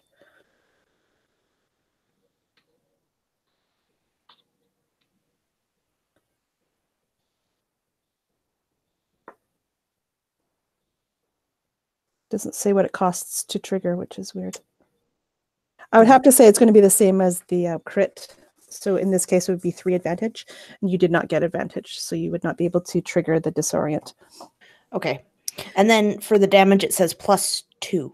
Yeah, so it's going to be your brawn plus Okay. 2 plus any additional successes that you made. So you said you had 3 successes? Yeah. Okay. So you would, in this case, would have your brawn plus 2, then an additional 2. Additional 2. So that's 7. So 7 damage, stun damage going straight through. So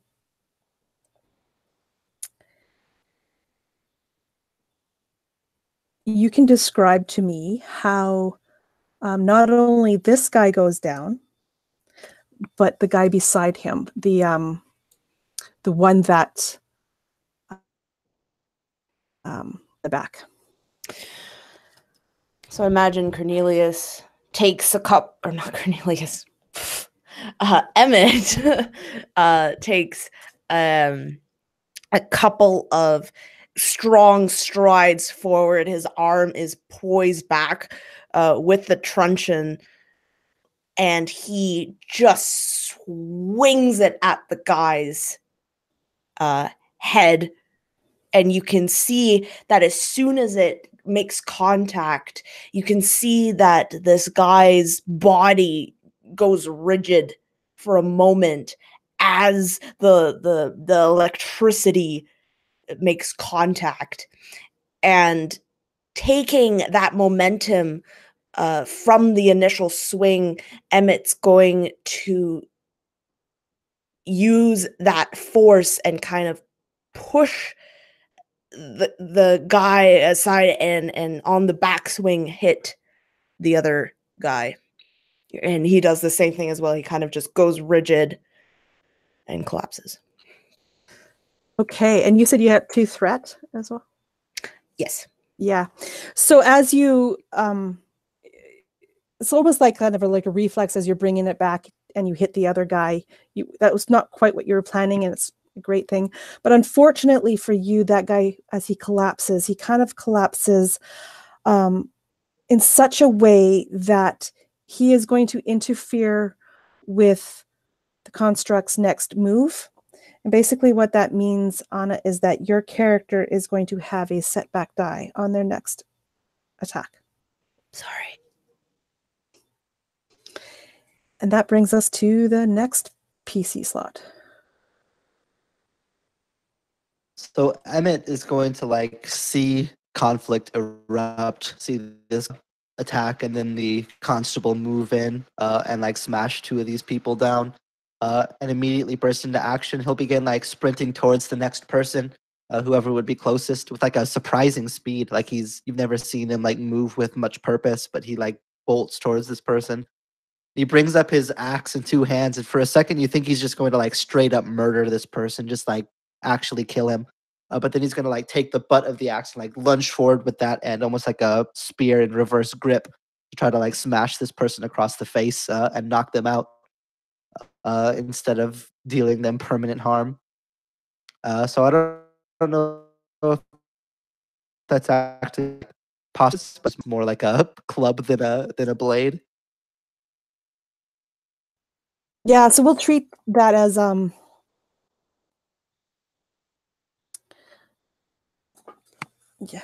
I was gonna say kind of an improvised weapon, but I would say it's more like a club. You've probably done this maneuver before. Mhm.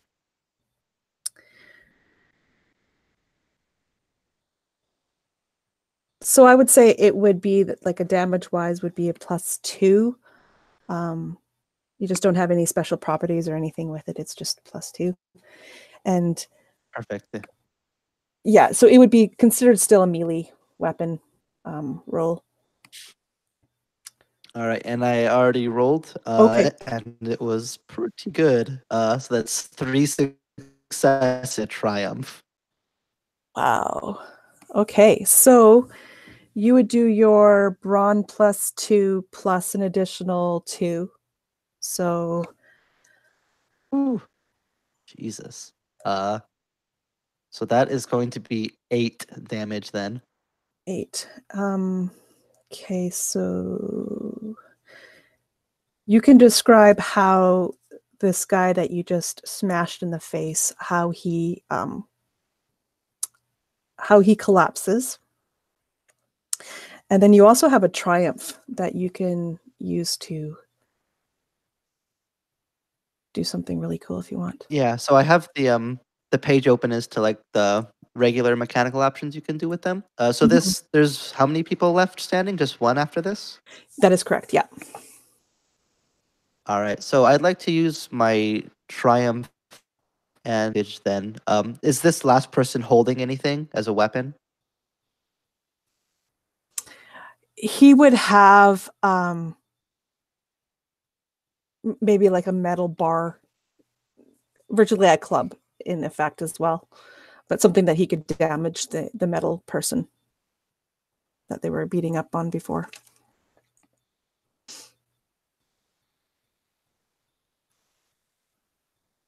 Okay.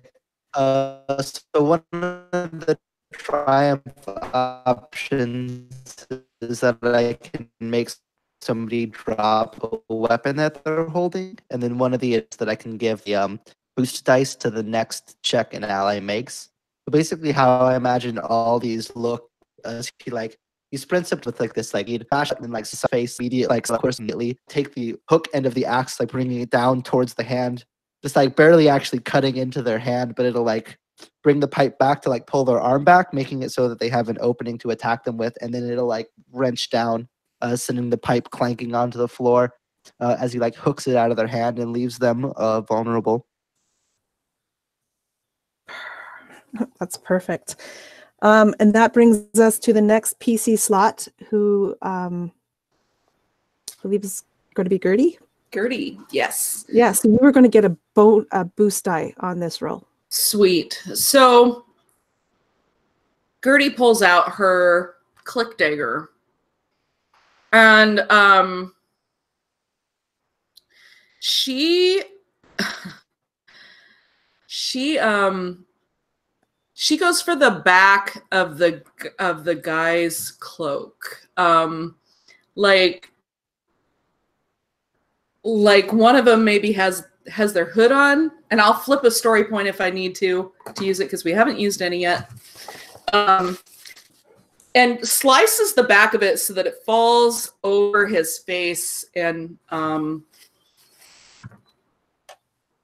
obscures his vision. So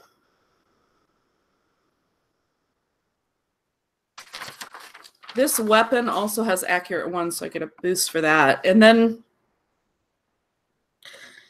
so it's just your characteristic that goes with the melee weapon, right? So it's going to be my brawn. Yeah, that's correct. And then it's difficulty 1 for engaged. 2. Anything else? So you. Okay, so I just you wanted to use a story point to make it so that the guy cannot see? Wanted to use a story point that he had his his cloak, like he had his hood of his cloak on, and not just like hanging off the back. And so she's gonna try to slice that open and from the back so that it falls over his face. Sure. Let's see what we got here. Okay, those cancel. All right. Oh, this is good. I have a success, an advantage, and a triumph. Did you count the triumph as a success as well? I did not. Okay, so that's 2 successes and a triumph and an advantage. Sweet. That's even better. All right. So Gertie kind of takes a leap onto the back of this guy, this last guy standing, and she slices the back of his cloak, the hood part, and flips that around his face and just like wrenches on it and kind of jumps back to the ground, trying to pull him down with her. As she, kind of makes it hard for him to see what's going on. I would say absolutely. Like with your triumph, you totally knock him prone, if you will. Like he's down on the ground. You were not trying to do any damage to him, correct? You were just trying to. Correct. Yeah. So the advantage, you can either do what you'd like with that if you want to give a boost die to the next PC slot, or if you'd like to recover a strain, which nobody has taken. I forgot to mention, if anybody had strain from last game, that would have reset when you slept. So let's give either a boost to the next person or a setback to the NPC. Yeah, okay.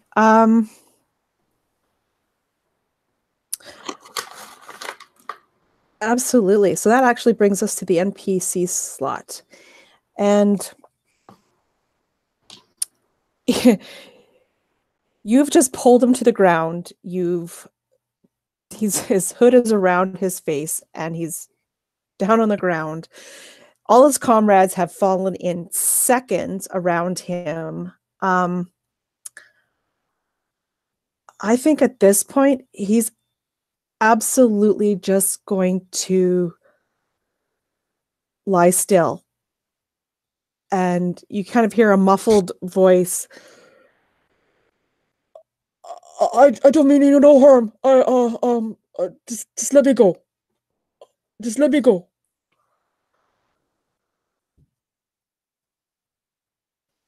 You were certainly doing harm a moment ago, sir. I see we were in the wrong.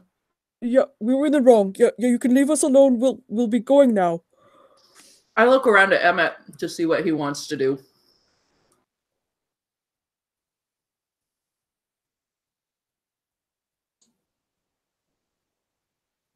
Are we out of initiative order or no?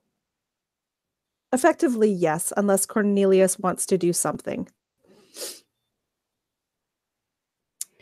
Cornelius just watches. Okay. So then, yes, we'll be out of initiative at this point. Okay. Just take care of your friends there, and he kind of looks down at the ones that are kind of collapsed onto the ground. And go get yourself a drink, and don't cause any more trouble tonight. Do you hear me? Or any night, for that matter. Yes, sir. Sorry, sir. We won't do this again, sir. All right. Get on with you. And I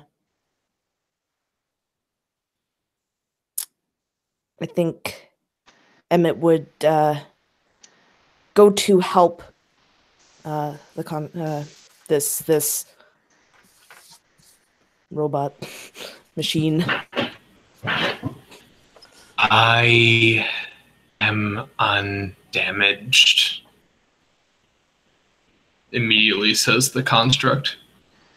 And it turns away, and sort of as these people are sort of scatter off, it turns away and it looks over at the large, kind of long, wrapped thing on the ground and just sort of just picks it up and puts it on its back and turns around and just stares. Gertie looks at you and haven't we worked together before, or? Yes. Gertie, Hattie, Bridge. You have employed me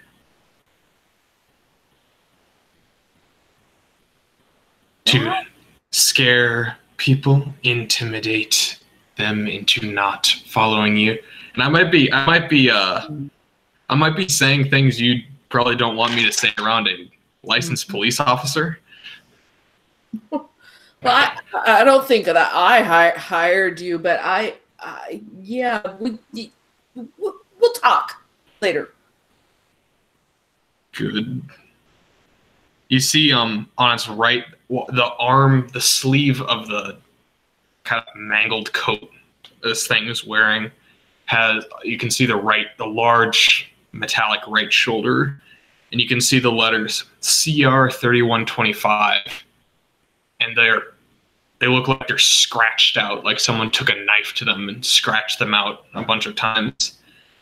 And written in sort of black paint, just barely visible, is the word harmony. Harmony. So what was this all about? Why were they? I mean, you're not exactly someone to mess with, so. They don't like clockworks, and their suboptimal intelligence thinks they can approach me.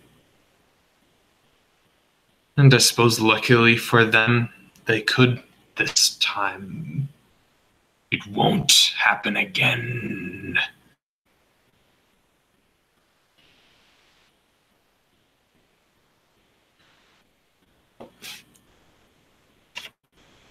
Emmett, as Harmony has been talking, it's said a couple of things that have kind of triggered a little warning in your brain. I would like you to make me a I wish I knew all the skills better. A lore, not lore, history. What's the equivalent of history? It would be, well, I don't know what it is. Like, knowledge? Knowledge. Yeah.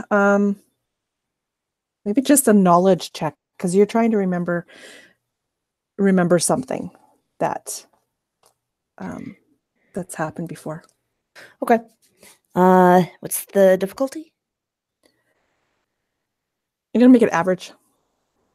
So 2? Yeah, sorry, 2. Okay. That's a failure and an advantage. Okay. So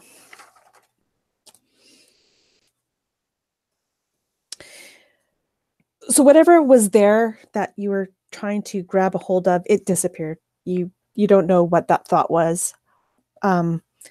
Because as you were trying to remember this, you realize that you've seen this construct before. In fact, you have personally hauled it in 3 times for various I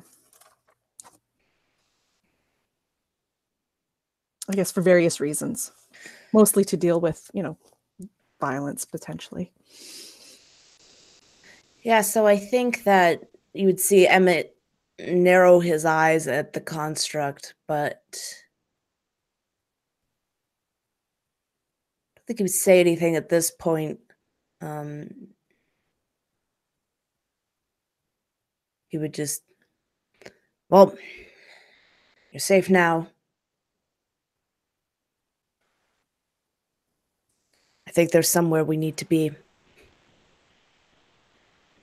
Am I being detained, officer?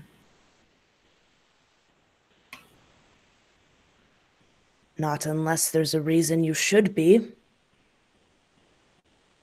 I have been detained many times without reason. I don't think that attacking people and being violent is a reason.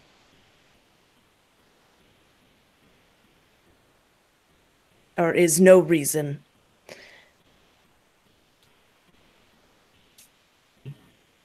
But that is not why I'm here. Fortunately for you. Some other business to attend to.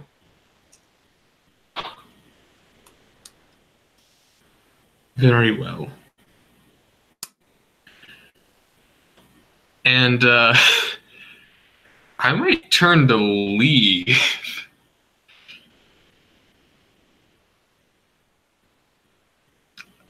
I know that's not metagame helpful, but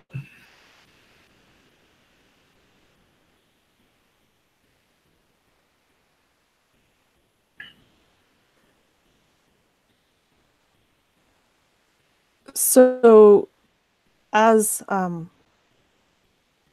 Harmony turns to leave, does anybody do anything?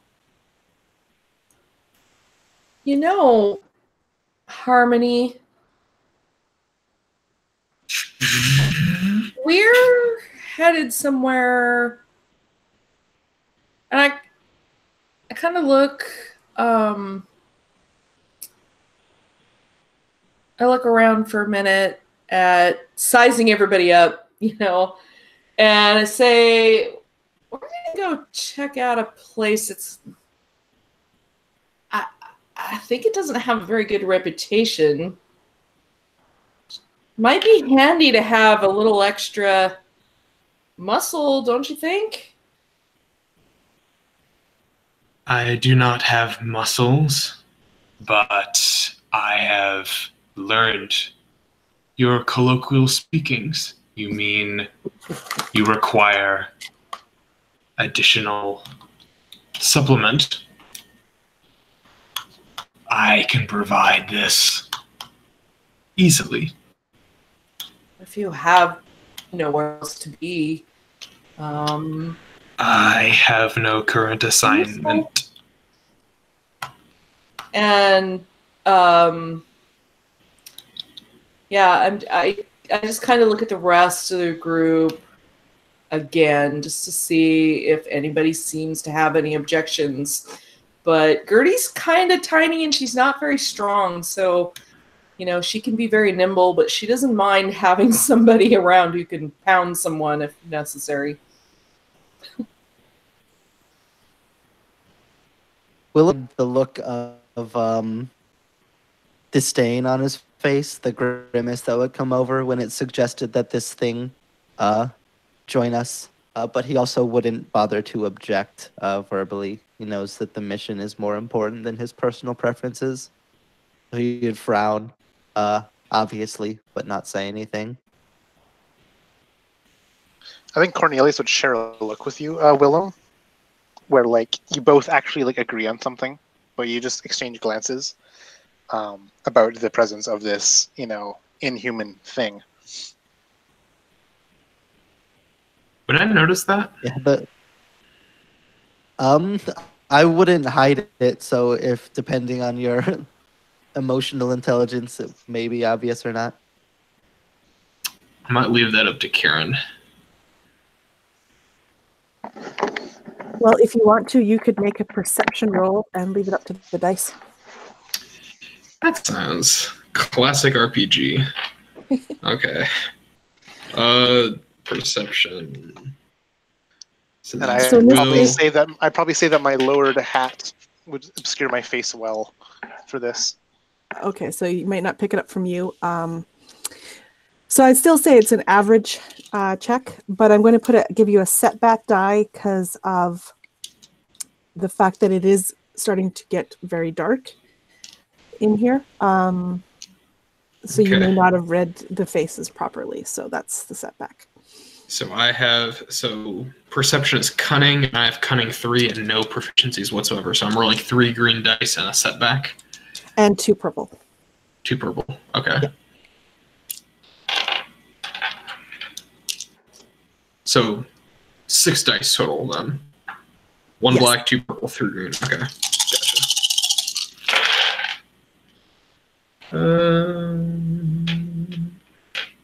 Ooh, that's 1 failure.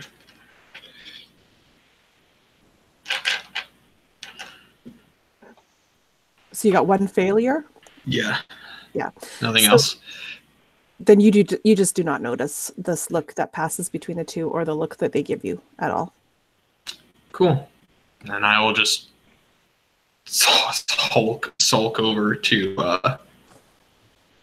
where Gertie's standing. And as I walk, you can tell I'm very, very loud and very difficult to conceal, indicating perhaps, yeah, which might wear a little bit even more on the people who want to maintain some sort of anonymity or subterfuge. You see that Emmett opens and closes his mouth a few times, a scowl on his face, as if he's going to say something. But Gertie, if you were to look, you can tell in his eyes he knows that you're right. We need, for a place like this, even though it's known as like this musical place, it's a pretty not that great. So he very much audibly sighs and right, fine. If you step out of line even once, I'm still a police officer. Got it? Are you frustrated, Constable Emmett Sterling? Not frustrated. Just reminding you is all. I'm still learning how humans act. I must have misinterpreted. And I continue looking back, looking away.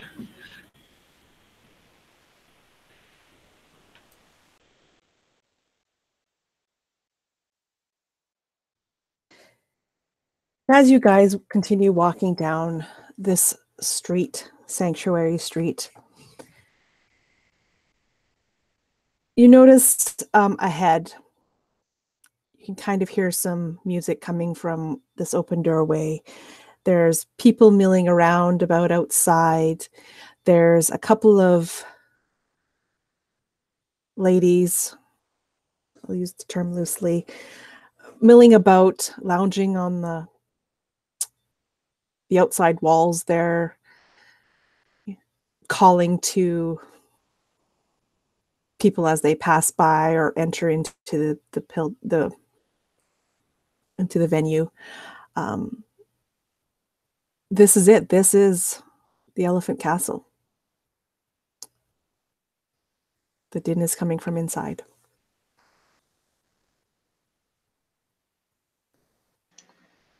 Cornelius's eyes would linger on the periphery of the street and the working girls, but I feel like bumping into someone else as we walk would cause them to, oh yes, we're here, kind of sentiment from him.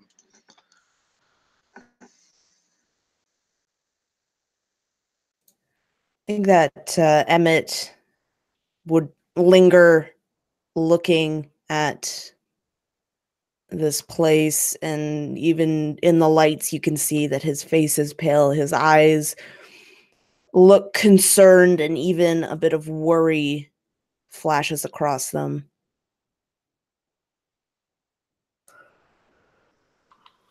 Gertie has kind of just stopped in her tracks, and she is checking out the ladies with this kind of awful look on her face, like somebody has hit her with a ton of bricks.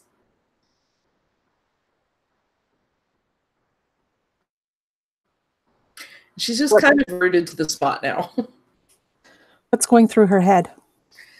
Well, she's had this awful potential realization that her sister was one of these ladies. She's thinking about that fancy but old and worn dress she was wearing, and the fact that she was in this place, and she's just like, oh my God, is that what my sister was up to?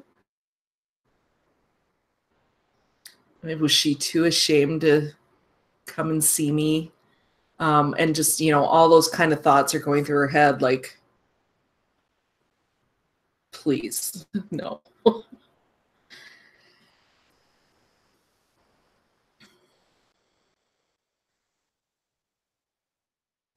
So you can hear from inside, there's music, laughter, shouts. People are having fun inside. And I'm assuming you're walking in, as you go in, you're met with this wall of sound. There's tables all over. The place is crowded. There's lots of people everywhere. There are more ladies inside. Some are sitting on laps of men. Some are, standing by the bar, chatting. And in the middle of the room, it's a fairly big room. It takes up like most of the interior here. There's a stage.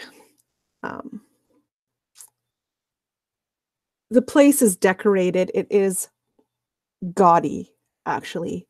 The name says it all, Elephant Castle. And it is exactly how you would picture it. They've got some, castle decor inside. There's this, fake rock work here and there. And everywhere that you rest your eyes, there's a carving or a sculpture of an elephant.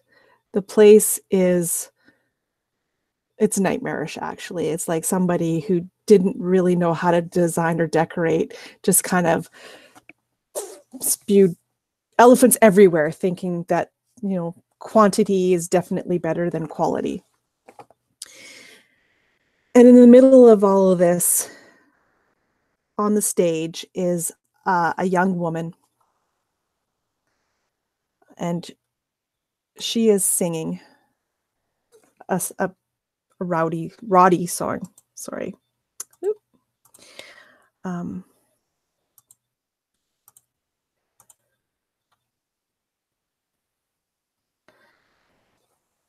And as she's singing, it's kind of raunchy. She says, like, the innuendos are flying, and every time she says one, the crowd laughs. They're having a great time.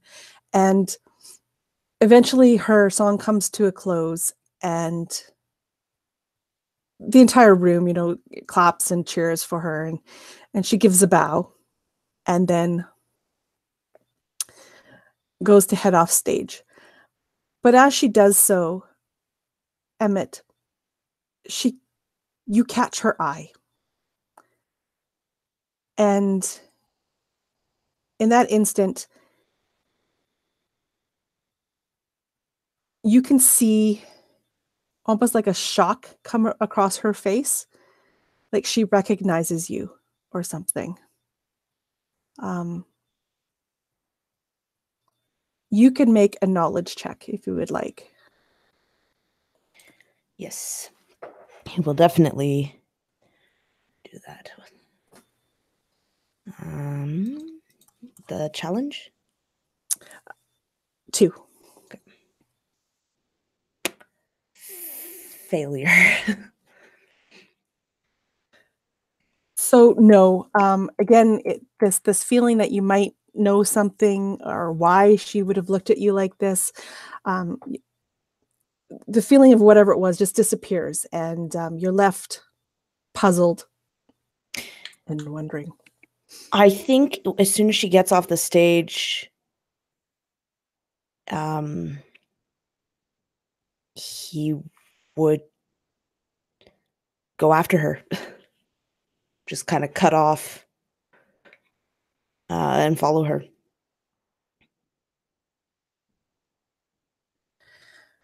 Okay. So you try to cut through the crowd, heading towards the back of the stage where she's disappeared into. Let's make a coordination check to see how well you do. Average difficulty, so that would be 2.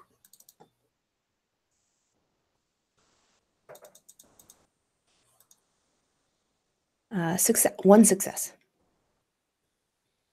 Okay, so you manage to, you don't manage to catch up to her, but you do manage to make it towards the back of the stage as she disappears, kind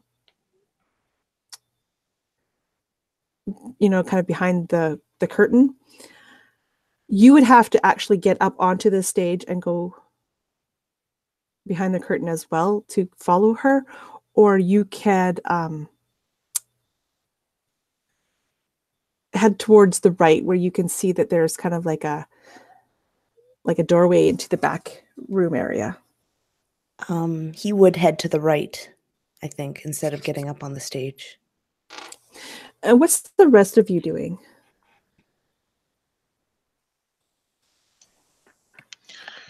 Cornelius is trying to get an eye for the place, as is his title. But he's having a hard time actually probably with the distraction of the singer during this whole ordeal. And so he'd be trying his best to just look at the what do you call it, the backdrop, the stage, looking for any kind of missing ornamentation. But I feel like there's a bit of a distraction for Cornelius. Okay, so you can make a perception check if you're trying to look for things. Take a setback if you are distracted. It's a black one, right? Yeah. Okay. Then I have 2 of these and 1 of these. Any purples? 2. Okay. 2 advantage. Okay, so you don't notice anything out of the ordinary, like because you were looking for sculptures that were missing or whatever. You don't notice any of that. You do, however, as you are looking around, notice a gentleman sitting at one of the tables. He's surrounded by a couple of girls. And he seems to be, kind of laughing, not really paying them much attention. He's kind of got his arms around them a little bit, and they're fawning over him. Meanwhile, he's in conversation with a couple other gentlemen at his table. Your eye falls on him as you see this guy, and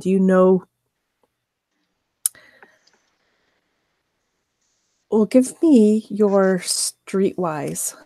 Oh, that's another thing I'm good at. Give me a streetwise check. Purple or blacks? 2 purple. 3 success, 2 threat. Okay, so you recognize this guy as a guy you've had encounters with before. Ooh. Not friendly so much. You know that he is in league with your brother, Louis. Mm. You're not quite sure exactly what their relationship is, but you've often seen this man with Louis. Is Louis there as one of the gentlemen he's talking to? No, Louis is not present.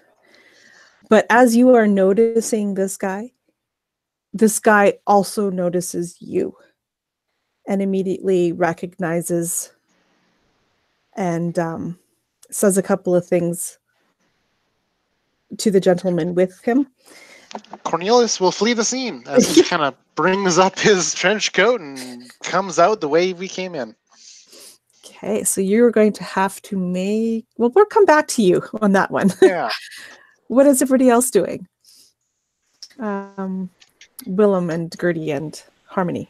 So Gertie looks around for waitress, waiter, bartender, somebody who looks like, you know, like they know what's going on around here, and she'll approach them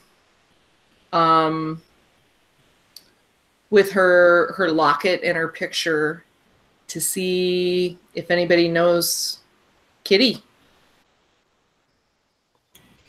And real quick, I am just standing behind me, looking as menacing as possible. Willem, I would like you to give me a perception check, please. To difficulty. All right.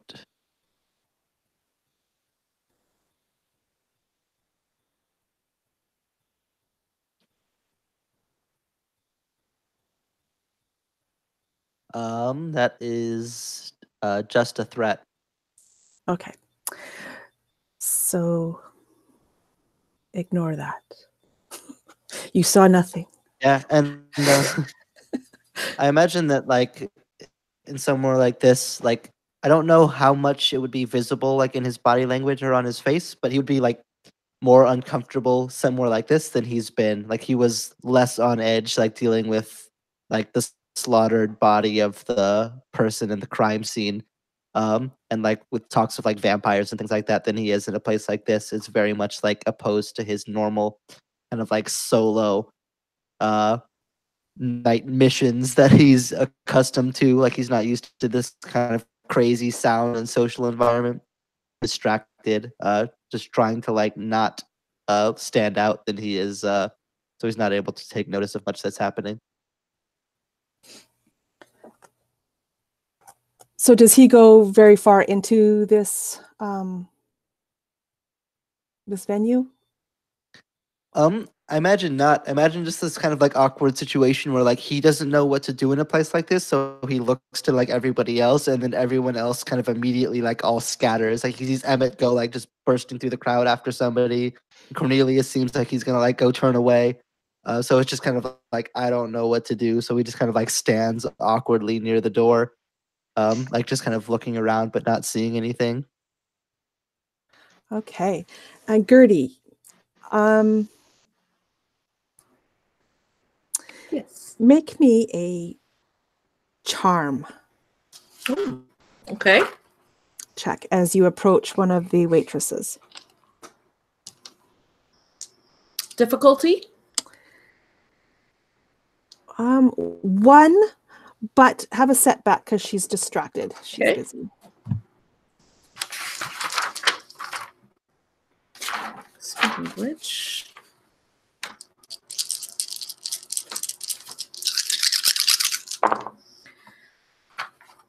a single success. So you managed to get her attention. She's like, what, love? What can I do for you?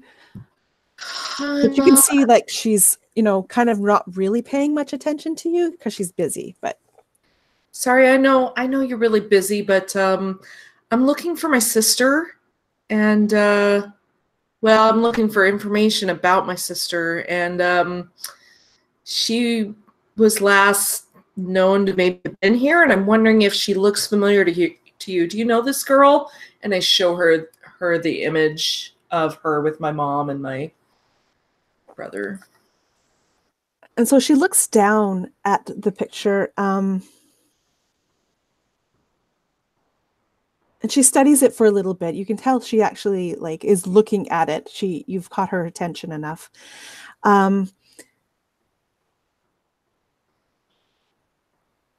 And she looks at you. She's like, "I'm not entirely sure.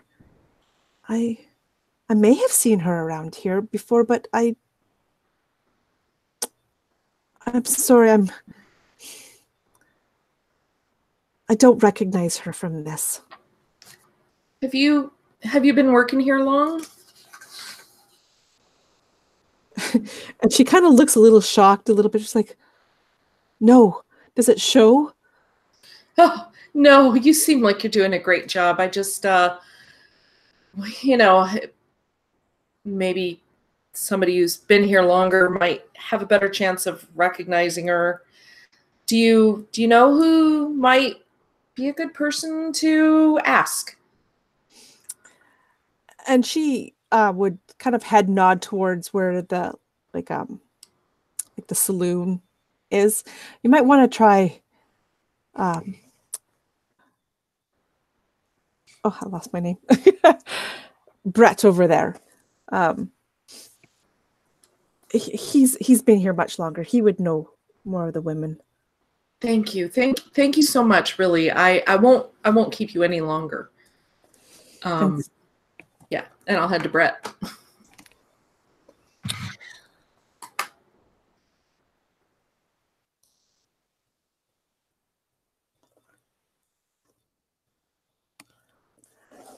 So we have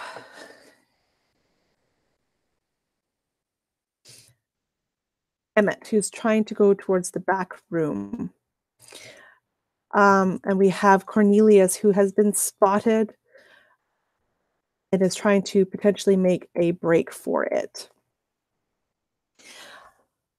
Gertie is heading towards further into the room, head towards where the saloon is. One of those gentlemen, Cornelius, one of the ones that he was talking to, has stood up. So I know your flight response was probably well warranted. And I think what we're going to do is just break right here and leave that for the next day and start here at the next session. So thank you all. Thank you. Thank you all for playing. Thank you everybody who's watching or may watch in the future. I will stop sharing that so you can see me. This has been session 2, and we will be back in, what was it, 4 weeks, I think? 4 weeks for session 3. I will throw it back to my players. We'll start with Anna. Hey, I'm on no channel, but I like playing with these people because they're really cool. And I had a lot of fun this time. So very interested in seeing where this goes. Thank you. It was a pleasure having you today. Chris. Well, thank you so much. It's been another really great session. It's going to be interesting to see where this little mystery takes us. The thicker it goes. Connor. Hey, that was fun. I had a lot of fun being a disgusting slob of a private investigator. And yeah, I'm looking forward to the next session. It was fun having you express your wisdom as you do. Jeff.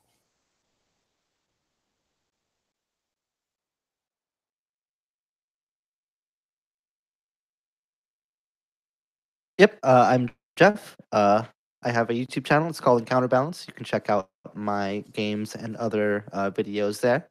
I actually just last week did a interview with Tim Carney about like pitching creative ideas and feedback and stuff that was really interesting. So if anything like that sounds, then definitely feel free to check it out. I'd appreciate it.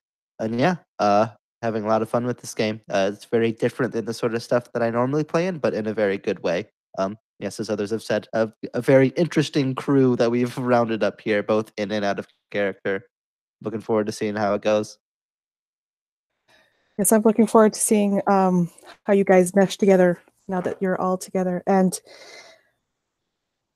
absolutely, everybody, if that's your thing, you should check out that talk with Tim. It was super good. I really, really, really enjoyed listening to that one. So you should definitely check it out. Megan. Hey everyone, I'm Megan, and I am the other half of Dice on Ice. And yeah, I try to only write down what Emmett knows, but it's very difficult because I always want to like, oh, but what does this mean? And every little thing I look at, and it might be something important. So, but it's a lot of fun, and I'm looking forward to unraveling this mystery. Excellent. It was great having you guys. I'm so very excited about where this is going to go and what you guys are going to find out. I can't wait for the next session. So 4 weeks from now. So I will say thank you, everybody. Catch you later.